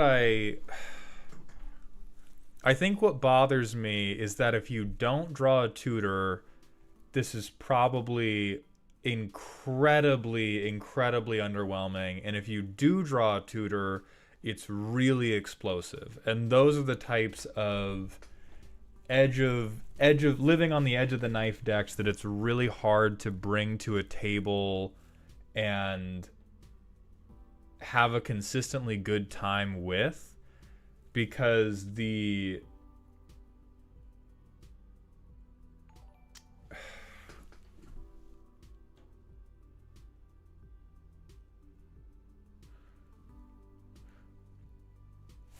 assumption that I am making in all of this is that this deck looks like it spends a lot of time asking people to please not punch you. I'm taking that both from the way the deck plays and from the piece of the primer that said it was easy to convince people it's not that Najeela. It does seem pretty close to that Najeela. It seems like that Najeela's a slightly less attractive, less intelligent, less accomplished cousin that is still trying to do the same thing, but their parents didn't hold them enough when they were 5. It's that type of Najeela. And so it troubles me. It troubles me that the deck almost certainly needs to rely on flying under the radar, but it's on one end flying under the radar to play a 6/5 and a 5/7 on turn 5, or I dump 32 damage onto the board. And depending on how your turns go, this is very easily turn 4, turn 5, you can dump this with no warning.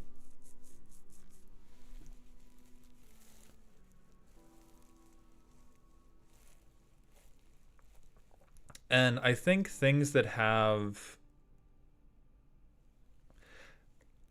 I disagree, what's up, peeps. I think the things that have high replay value are things that people can at least put bans on in terms of performance.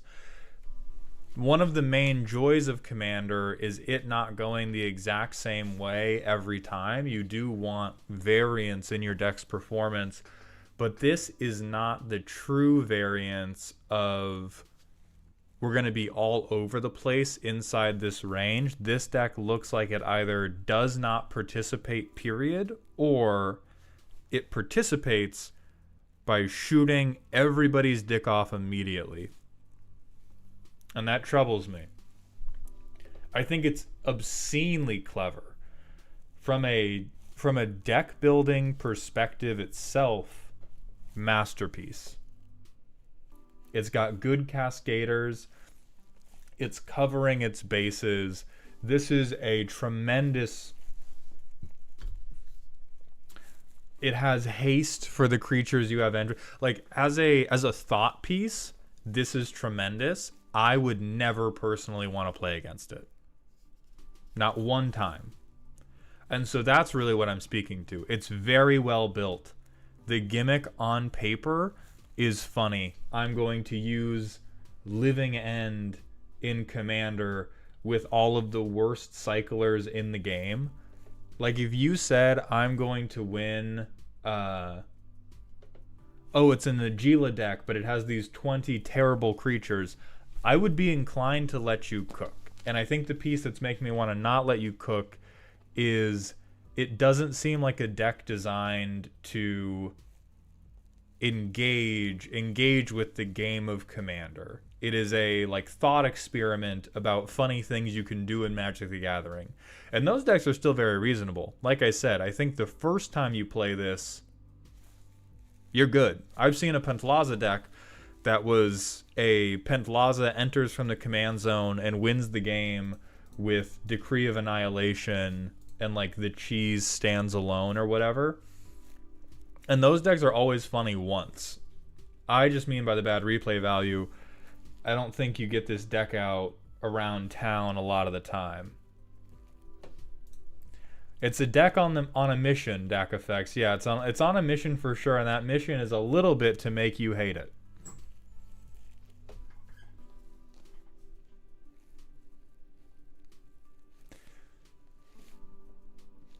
So yeah, it's very... That's how I feel about it, is I think that if you were going to... I'm not sure how you could necessarily improve it without breaking it apart and starting entirely from scratch. Maybe a better way to put it is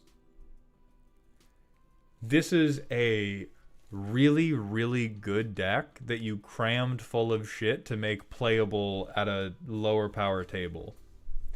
Because the Terror of the Peaks, Gisela, Cascade into Living End bit, that's not that silly. I deterministically, if I find or tutor for one of these 4 cards, deterministically cascade into dropping a ton of ETB damage onto the table is not a silly statement. And then we've gone and made it a silly statement by saying, but what about the Armadillo? What about the Waker of Waves? And that only takes you so far in my book.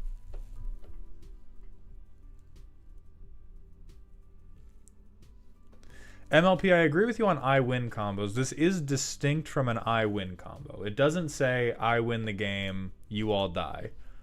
But it does have either nothing really happened, like either deal with a 6/5, or hey, Charlie, goodbye. The rest of you deal with 18 power on board.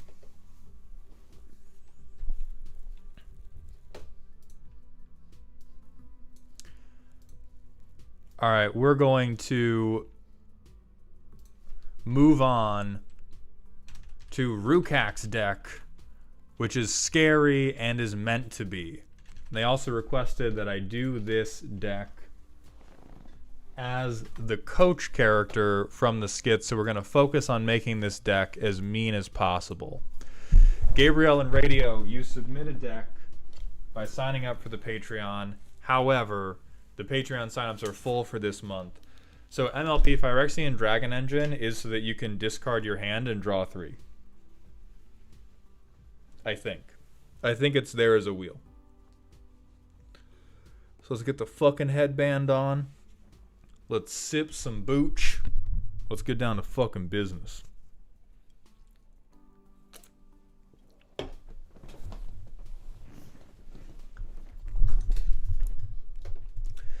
Renewal and taxes. So, as opposed to our normal Commander gameplay, this is a modern deck, which means we're playing a real format.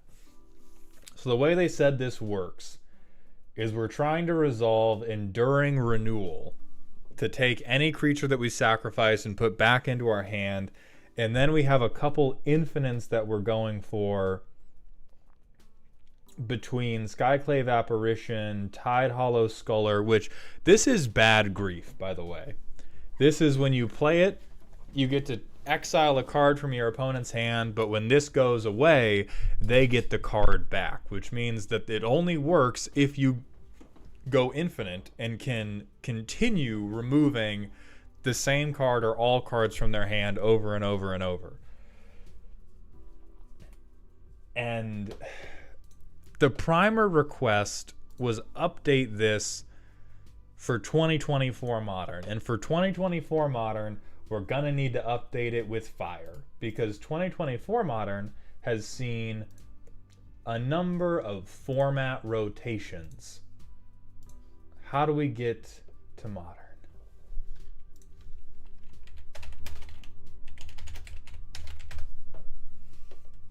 Like, I don't even think this deck would hold up in Pioneer. I question whether this deck can hold up in Standard at present moment.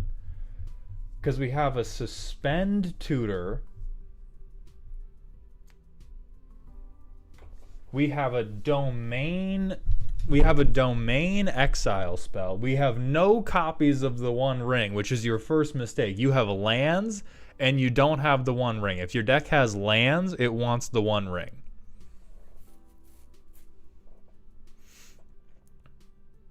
You can stack Tide Hollow triggers so that Leaves play happens before the enters with a sack outlet. Right, so is that not when you have the infinite, you can exile their whole hand, and before that, worse grief, as we said? I thought you said to stretch your horizons by not using the One Ring. Aquamarine Rose, there is a difference between making decks that people would like playing against and making decks that are based and making decks that are good. And this person has specifically requested a mean and bullshit deck. And so that is what we are delivering. And mean and bullshit and should not exist in this game is exactly the definition of the One Ring. And so if you want a deck that can exist in 2024 Magic the Gathering, you need a copy of the fucking One Ring. You want to know what Boros Energy does to you? It eats your entire butt. It eats your entire butt.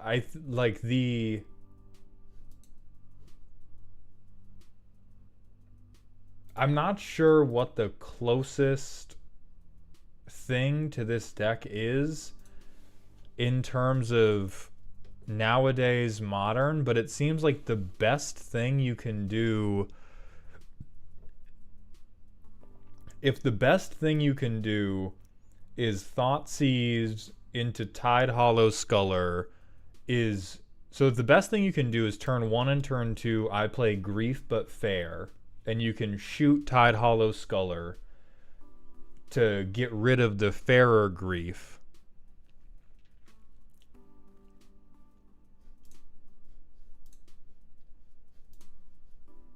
Like, Ocelot Pride killed you by the time we do anything.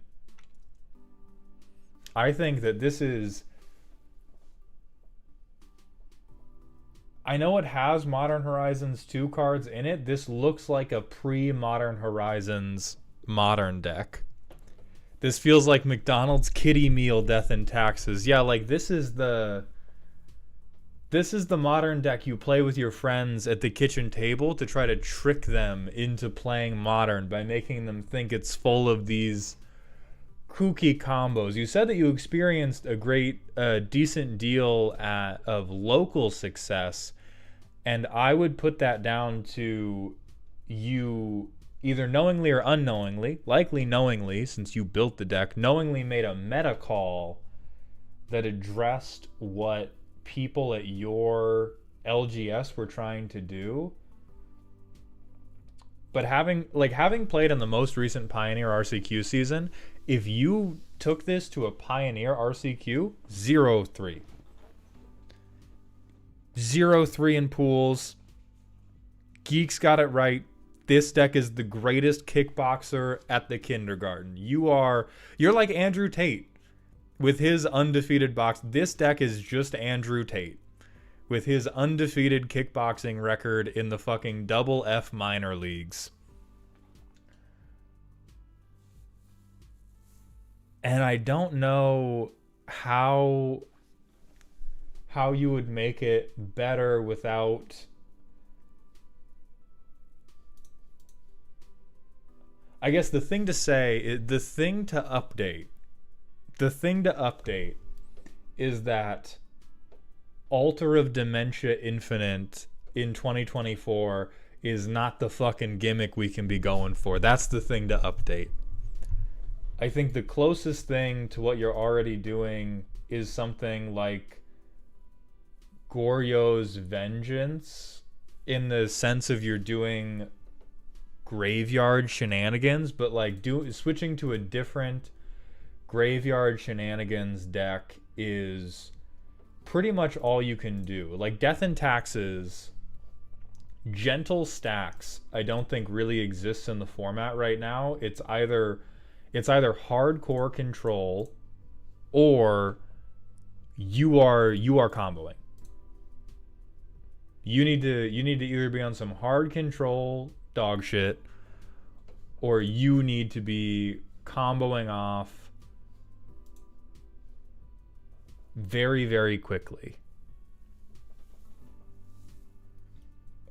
And so you may be best off.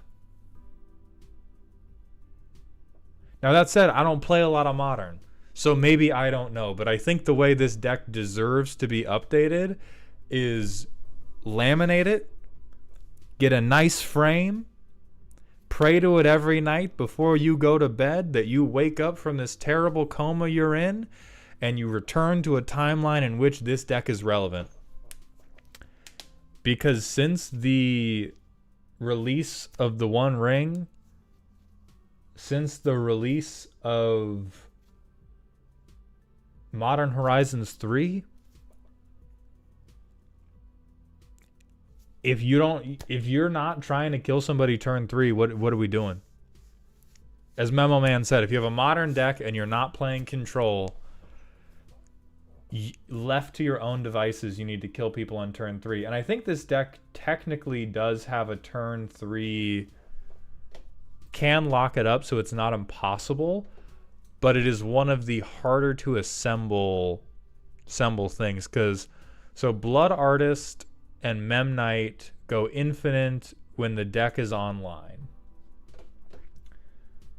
So if we get Enduring Renewal, but that's 4 mana and we don't have any way to play ahead of curve. So best case scenario, we can't attempt to win until turn 4.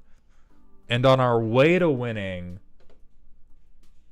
the best thing we can do is Skyclave Apparition, Prismatic Ending, maybe Thoughtseize. Like, if this deck gets double griefed, which got banned, so can't anymore, but if grief was still around and this deck got double griefed,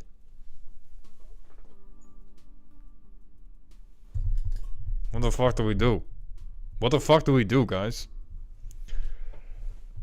And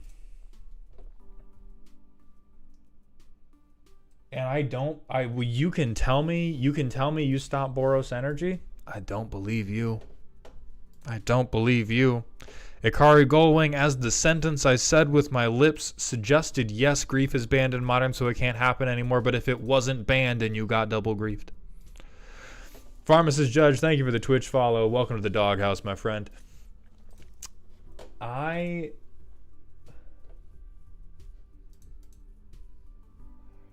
So if you were going to update this and try to play it in Modern in 2024, the first question you ask is, which 4 cards do you cut for 4 copies of the One Ring? Second, I think you can try it at a couple Friday Night Magics, but I think for the most part, I don't think you have the card advantage for Oops All Removal to actually keep any of the meta decks down. I think that's the deck's core failing, is Oops All Removal. You now need a much more efficient removal package, or you need much more card advantage. Captain Slash, it's not a mill deck. You can mill people out, but it's not specifically a mill deck. Lucky the Proto Boy and Iron Balls McGee, thank you for the Twitch follows. Welcome to the doghouse, my friend. The Spellskite is the One Ring slot. Yeah, but we need to. This deck would mainboard it. This deck doesn't want to admit it, but it's a control deck. It needs to get to 4 lands, and it needs people to not remove any of its important stuff. Now, once you have Enduring Renewal down and you have a sack outlet down, it's difficult for them to interact with. But you need to get to 4 mana, you need to resolve your big problem permanent, and you need to have a sack outlet stick around. Urza's Saga is just getting a Memnite. It is just getting a Memnite, and it is important that it gets a Memnite.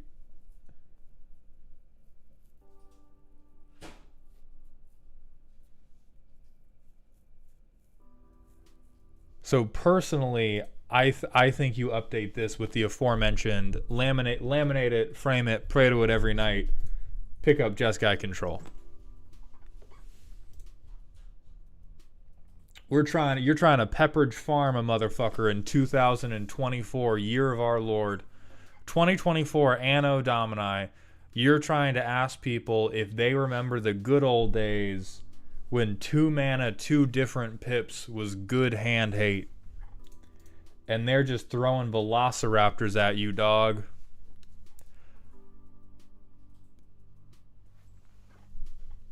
It's somewhere between Jeskai Control and Golgari combo. Yeah, I like it. I do think it suffers a lot from being halfway in between control and combo.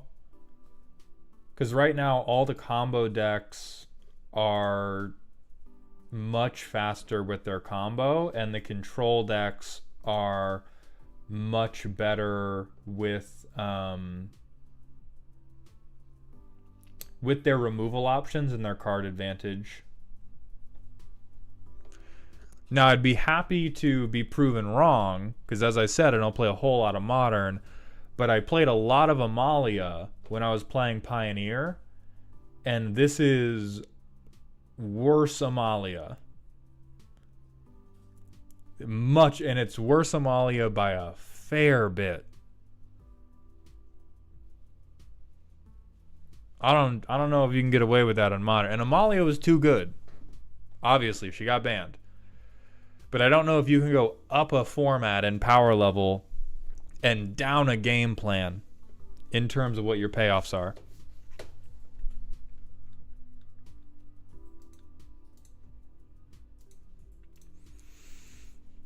That said, we are going to move on to Grath's deck, which is silly and spooky. Turn on tags.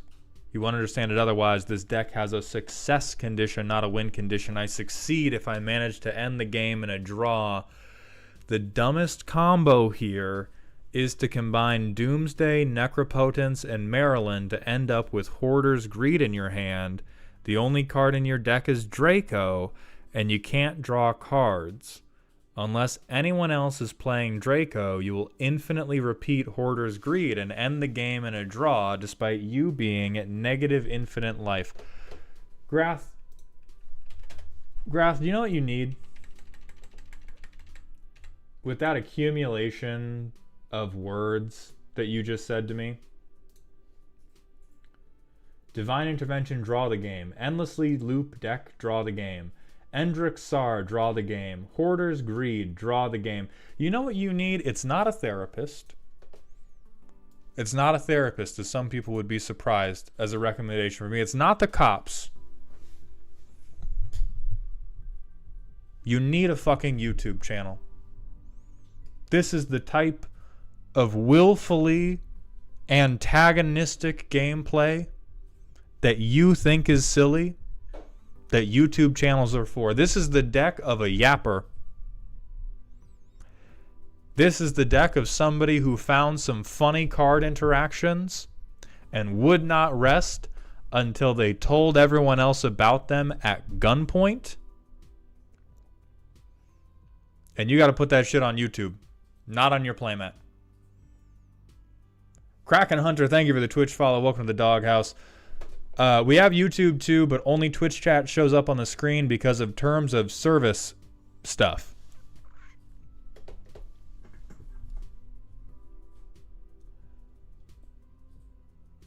You know what this deck is perfect for?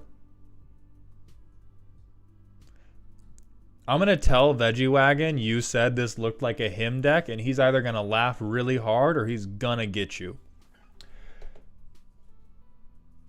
Oh, there's even more draw the game. This is a YouTube video titled, "Did you know how many different ways you can draw the game in Commander?" That's what this deck is. It's a YouTube video. It's just a YouTube video. In terms of research, 10 out of 10. In terms of creativity, 10 out of 10, under duress. In terms of my willingness to speak to you, solid 1. Solid 1. Sorry, 2. Because I'm going to say, I can't swear. I can't do any of the swearing bits because we're live on TikTok. Editor, pretend, bleep it. Bleep it. I would forgive this deck as being a 5th member of the Commander game that said, if any of y'all start to dirtle, I'm pulling the trigger. That's what this deck is. This deck is you can't. We got to get a clean cut for YouTube, guys. Hold on. We're going to get there. This deck is you don't have to go home, but you can't stay here. It's for games that have gone on too long. People have wiped the board too many times. Somebody has made too many explicit references to the playmat that never should have left their bedroom.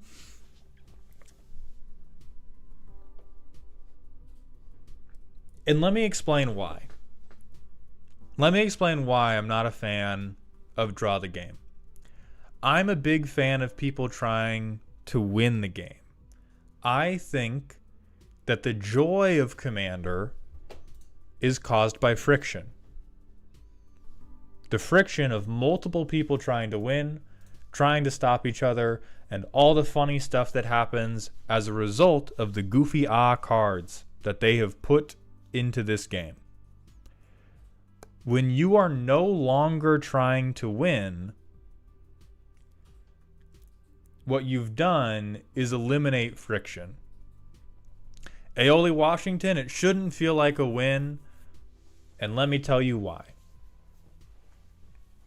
Because there would be a temptation to approach this deck with the idea that if I draw the game, I win. That's what they said in the primer. I succeed if I draw the game. And what you are doing when you do that is you're beating up children. Many games of Commander are balanced around the content sphere nowadays. Unfortunately, I think it's been bad for the game despite participating in it myself. However, I want my fucking AdSense revenue, ladies and gentlemen. So that said, when you say, I'm no longer trying to win, but I see it as a win if I do this other thing that still ends the game but is not a win, what you are relying on is nobody knows why the fuck they need to be afraid of Gideon's sacrifice. Everybody knows why they need to be afraid of Sheoldred the Apocalypse in a Keza deck. Everybody knows why Pentlaza is a problem, and everybody wants to solve that problem. That's why there's friction.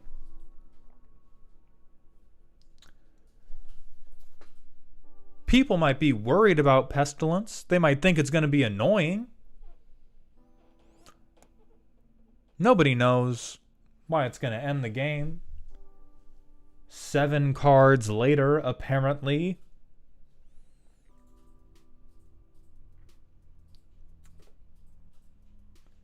Nobody's worrying about Helm of Obedience. So I think that overall this deck falls under the category of art piece.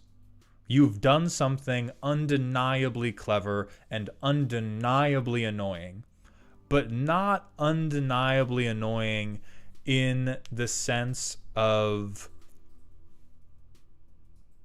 you know, like impractical jokers, jackass, something that really makes people laugh. You've done something, you've done a prank that other people aren't laughing about when the prank is over. Or at least I would go, oh, huh. And I think there's a lot of deck lists that deserve to exist as a fun little thought experiment that don't ever deserve to be sleeved up and touch a playmat. And that's why I think the place this deck belongs is as that 5th player. Because if you come to a table and you say, for the low price of $5 a person, I will be a 5th member, and if you guys think the game is going on too long, I'll draw that shit. You guys don't have to worry about politics. I'm your clock. You got 8 turns before I resolve Dread of Night, and you guys aren't going to understand why, but it's all going to fade into blackness. It's all going to fade away, and you can go to your next Commander game not worrying about who let who win, who king made who, because this is on the same spectrum as the Living End combo deck, but even further to the side of the deck does not participate in Magic the Gathering until it assembles something that ends the game. And I don't even know why I'm not going to be able to play test. I don't know any of these combos. I do know that there's too many of them. Chris Camelot, Trip MX, thank you for the Twitch follows. Welcome to the doghouse, my friends. So if the most mileage you can get out of this deck is hiring it out to end annoying games for people. No, Dark, it's not a hate crime. It's a crime. That's what it is. It's not channeling hatred, right? The opposite of love isn't hatred. The opposite of love is apathy. This is an apathy crime. Okay, this deck is a full-blown glazer. This is a deck you hand to a new guy you really want to go back to 60 card. Chris Camelot, thank you very much. Tinfoil Slacks, it's not Lantern Control. Lantern Control at least wants to win. This is the epitome of, you can just invite people over, right? You can just say, hey, you want to eat some pizza at my house? Play some Mario Kart?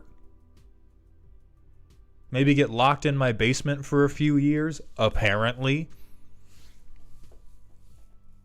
There's no improving it. Cast it into the sun. Cast it into the sun immediately. There's no ads, cuts, replacements. Nothing. There's nothing you can do here.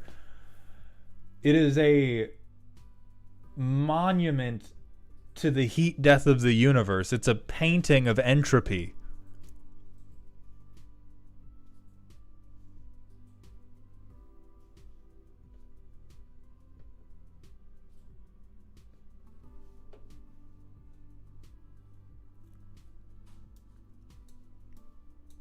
These are like scientists who work on architectural drawings and don't realize they're building B-52 bombers, except they don't even carry bombs. They carry, like, the chemicals that induce comas. I very much think this is... I think with the right group, funny once. I think with the wrong group, they are staring at you till you back out of the function. See, Kushantic thinks it's funny. This is one of your audience members. This is who is watching your YouTube channel, but this is a YouTube channel deck. This is a YouTuber, Grath. That's what this is for. This is a content deck if I have ever seen one. Yapping about all the things you can do with this deck seems infinitely more interesting to me than actually resolving the things with this deck.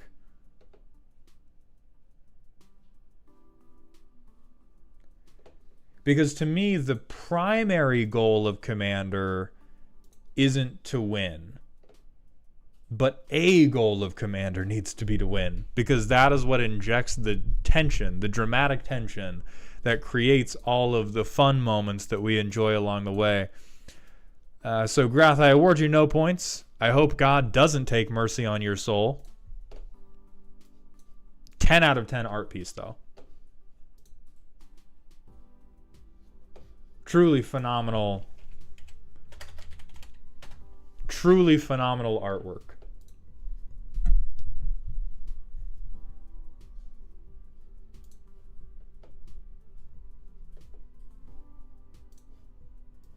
I am going to say, just get some brats, dog. Just get some brats. we're going to move on to Zlauk's deck, which is silly and spooky. Have you played Skyrim? I have, and I'm wondering what...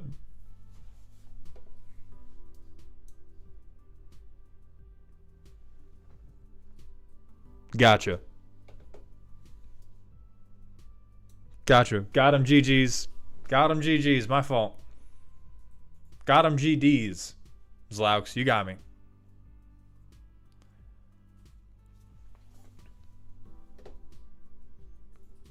Grath enjoys my anguish, and I think is... Like, as things crafted... It's still making me mad. It's still making me mad, so we're going to go back and talk about it one more time. This is Eric Cartman putting Scott Tenorman's parents into his chili, the deck. That's what this is. This is your high school bully reached out to you on Instagram and said, I'm really sorry for all those things I did. Do you want to maybe hang out sometime and I can make it up to you? And you said, yeah. And you started talking about your interests. And they said, I've been getting into Magic and I was wondering if you play Commander. And you're like, oh my God, yes, I do. We could have such a fun night. And they say, great, I'm going to bring this person that I'm kind of interested in romantically. Could you bring a deck to make sure we have a fun time? And you go, yeah. And then you hit them with this, and then you laugh all the way back to your house, and you block them, and you never speak to them again. That's the kindest thing I can say about this. Is as a hate piece, yeah, you got it. Tarangerine, thank you very much for the Twitch follow. Welcome to the doghouse, my friend. So let's go back to Zlaux, the dragon deck. Tiamat, 33 dragons, and what I'm sure is God's most regular ramp collection. This is a brawl deck. All right, so it's designed for 1v1. That's very important. You do have significantly less time to dirtle in Brawl than you do in a Commander game.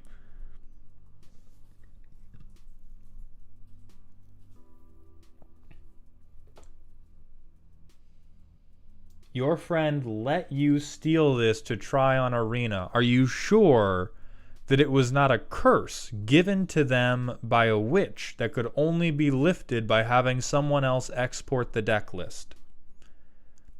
Because that is what 44 lands speaks to me. What's up, peeps? Brawl has two different...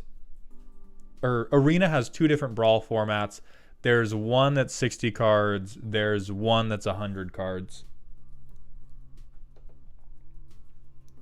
44 lands, almost all of them basic, is insane. Truly insane. This person is making this with no wild cards. I understand you can't proxy in Arena. This is breadless. This is self-rising dough right here, except it's not getting up. It's also a scathing rebuke of the MTG Arena economy system that they're allowing people to publish decks like this. Because Shantic, no, it's not a landfall deck. It's just a bad one. So you have 44 lands. We have Sarkhan the Masterless, which I truly don't think is where you want to be.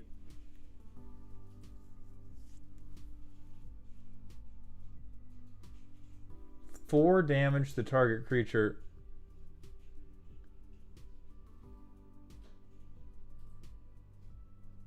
This is like 5 cool guys and is otherwise like a popper deck. I'm looking at the symbols now. This is... I had 5 wild cards and a dream, and I did what I could. What's up, peeps? Thank you for the Twitch follow. Welcome to the doghouse, my friend. Your friend is a dick! This is the Witch's Curse deck.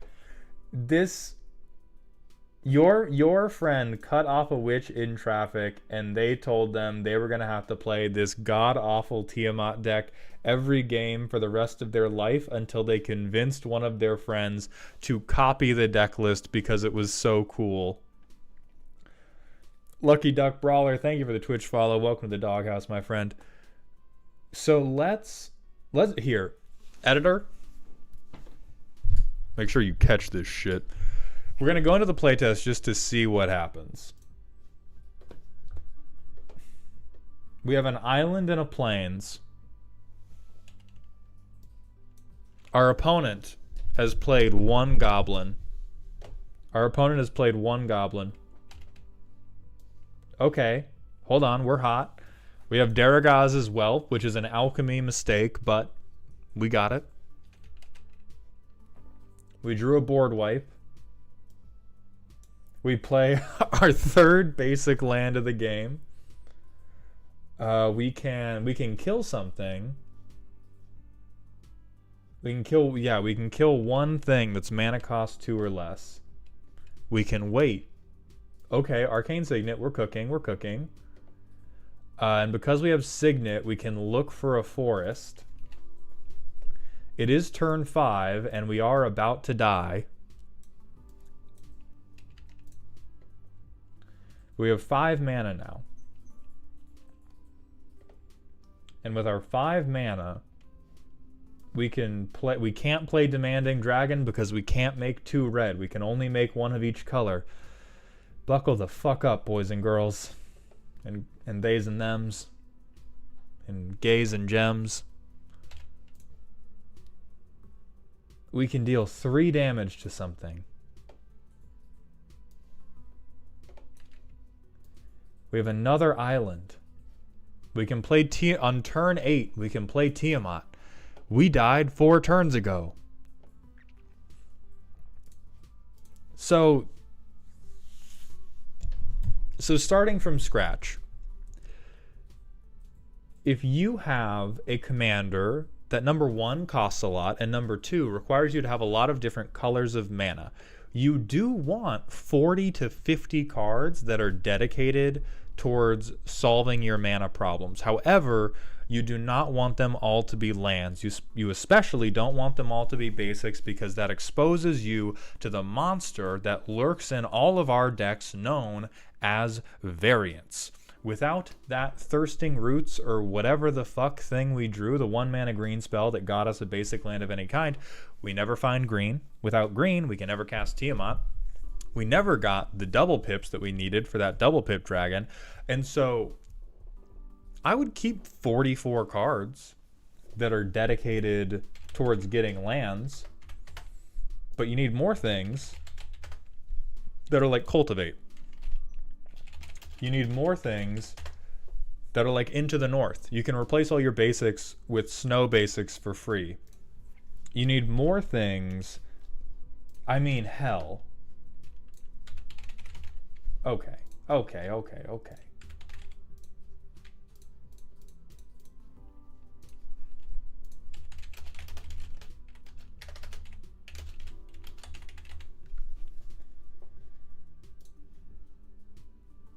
The signets would be fine.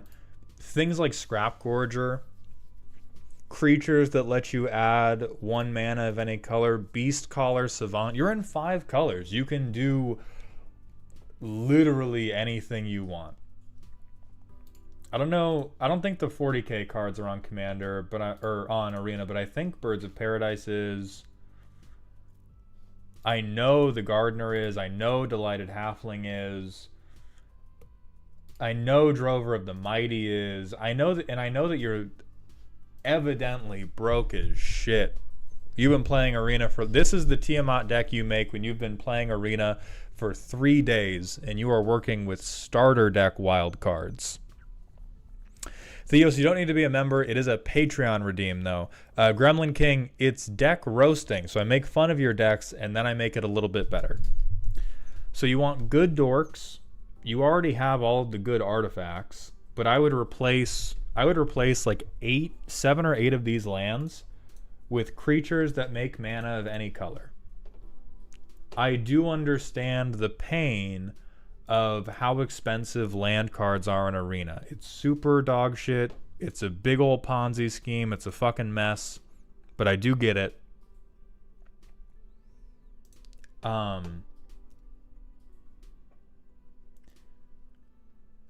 You have a lot of very cute dragons, but we don't have the next 3 days to fix everything. But the number one thing you need to do is fix what's going on with the mana in this deck. This also seems...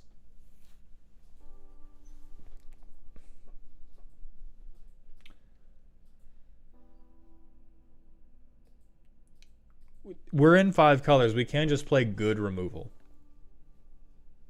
Right? We have all these...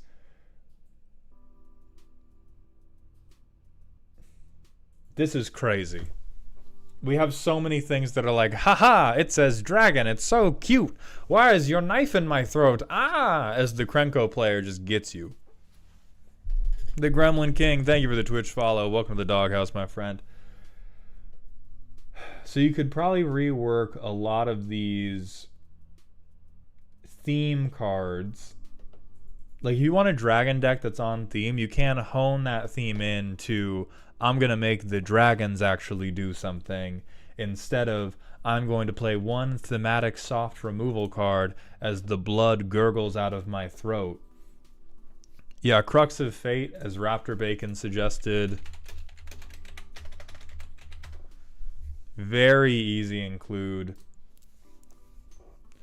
Tinfoil Slacks, I wouldn't recommend a treasure-based ramp shell for dragons because dragons need a shit ton of mana all of the time. If you only need a lot of mana once, treasures are good, but if you need a lot of mana for every creature you want to cast, any treasure deck that's getting you there is in Magical Christmas Land. So we see this playtest. Okay, we get Adventurous Impulse. 1, 2, 3. I'm just going to put him to graveyard because I don't remember what the card does. Now, once again, we've got a hand full of red and no way to make red mana. We're going to get green, though. That's pretty nice. We got a lot of green. We can cast Kyodai. We can cast Kyodai, he gets a counter. That's pretty good. We can cast this guy, give something -3/-3, that's okay. We can do literally nothing else. We can't cast this guy. Oh, the orbs all tap for any color.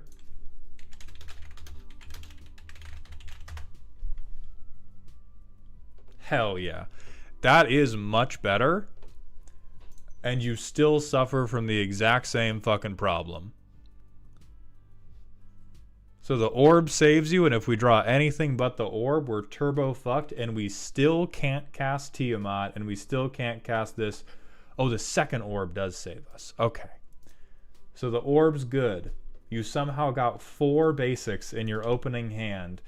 So God loves you more than I can explain. That said, you also have a 6 mana 4/4. So although God loves you, you do appear to hate yourself.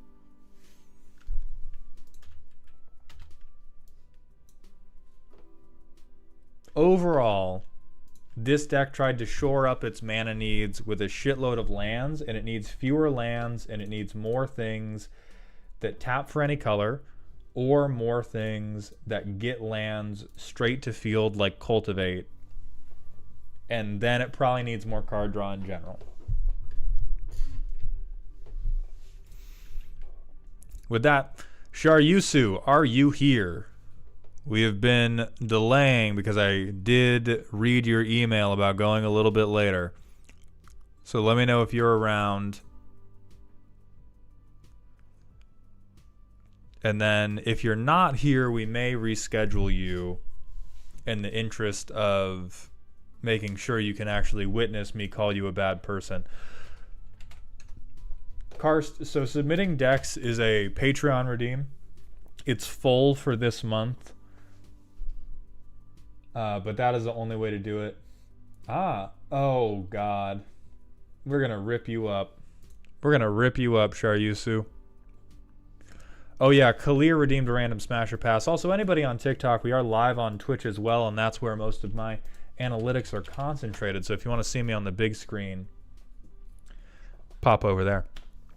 Do I play against AI simulators? Not to my knowledge, but some of the people I play against do make some fucky ass moves, so maybe. So this is our random smasher pass. Hell yeah. Immediately yes. I'm about to Discord this to Z as a cosplay reference.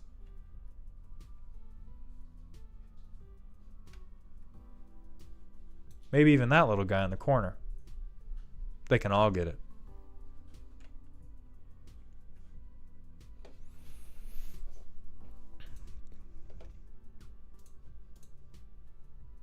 Call me an altar boy. Nick 30,075. Thank you very much for the Twitch follow. Welcome to the doghouse, my friend. Crazy Moose, I never got an answer, but thoughts on a deck based around the experience of the bard seducing the dragon. Crazy Moose, I find it very difficult to make a... Gimmicks like that sound really nice. I doubt you can make a cohesive deck that actually evokes that experience any deeper than doing something like Volo Guide to Monsters and playing a lot of dragon spells and saying, haha, dragon gangbang. So if you're doing something more complicated than that, I think you begin to get... you begin to get into the territory of, this is an art piece, it's not really a deck made to be played against. I just found these funny interactions and I should really make a YouTube channel about it. Chickenfish 2010, thank you for the Twitch follow. Welcome to the doghouse, my friend. Much simpler. Please elaborate a little bit, but I may cut you off as soon as you displease me. Jelly Side Up, thank you for the Twitch follow. Welcome to the doghouse, my friend. Lots of dragons and I'm tapping something I definitely shouldn't. Okay, so what you have is a great zinger for your dragon deck. That's not a deck theme, but that is a banger line to drop as you play it.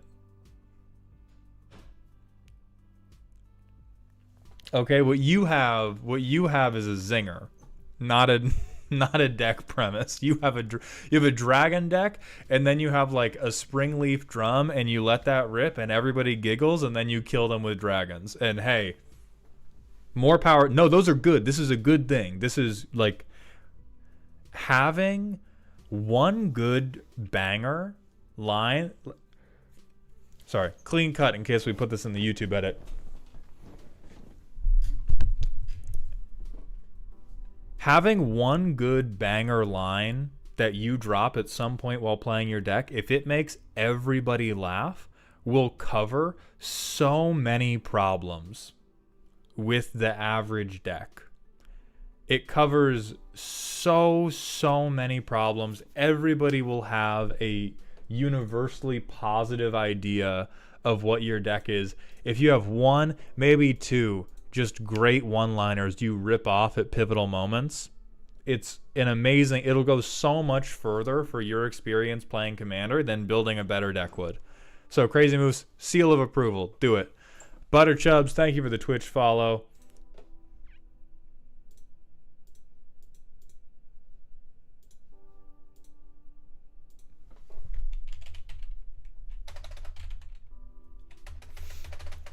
And Sharyusu has still not come by, so I think we're going to reschedule them because they did say they were going to be here. They did say they were going to be here. Oh, Dark. Oh, yes. The My Little Pony cards are real. They're Unfinity, so I think you have to get your playgroup to rule 0 them. But they are real. They're just not street legal. And so since Sharyusu isn't here, we're going to go ahead and reschedule them. We are going to find somebody to raid and close things off for the night. So let's go to Twitch and let's see if any of the homies are live.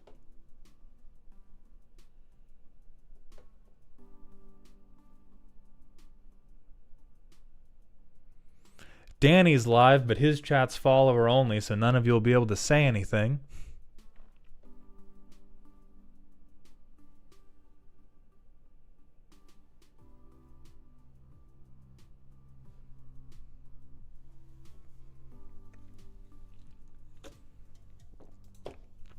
Oh, you know what? It's been a while since I played with this gentleman, but we're going to take you to Surf Effers. He's in D&D, so don't... Oh, shit, Offbeat's there. Alright, so the message... Oh, I don't know if he'll see it.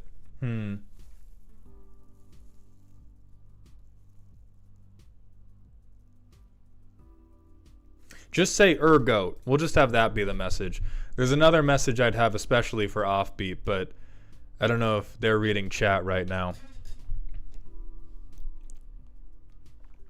So to everybody that watched, followed, subscribed, thank you very much. We'll be live again, potentially tomorrow, definitely next Monday. I appreciate every last one of you. I hope you're having a good week. And remember to stay toxic.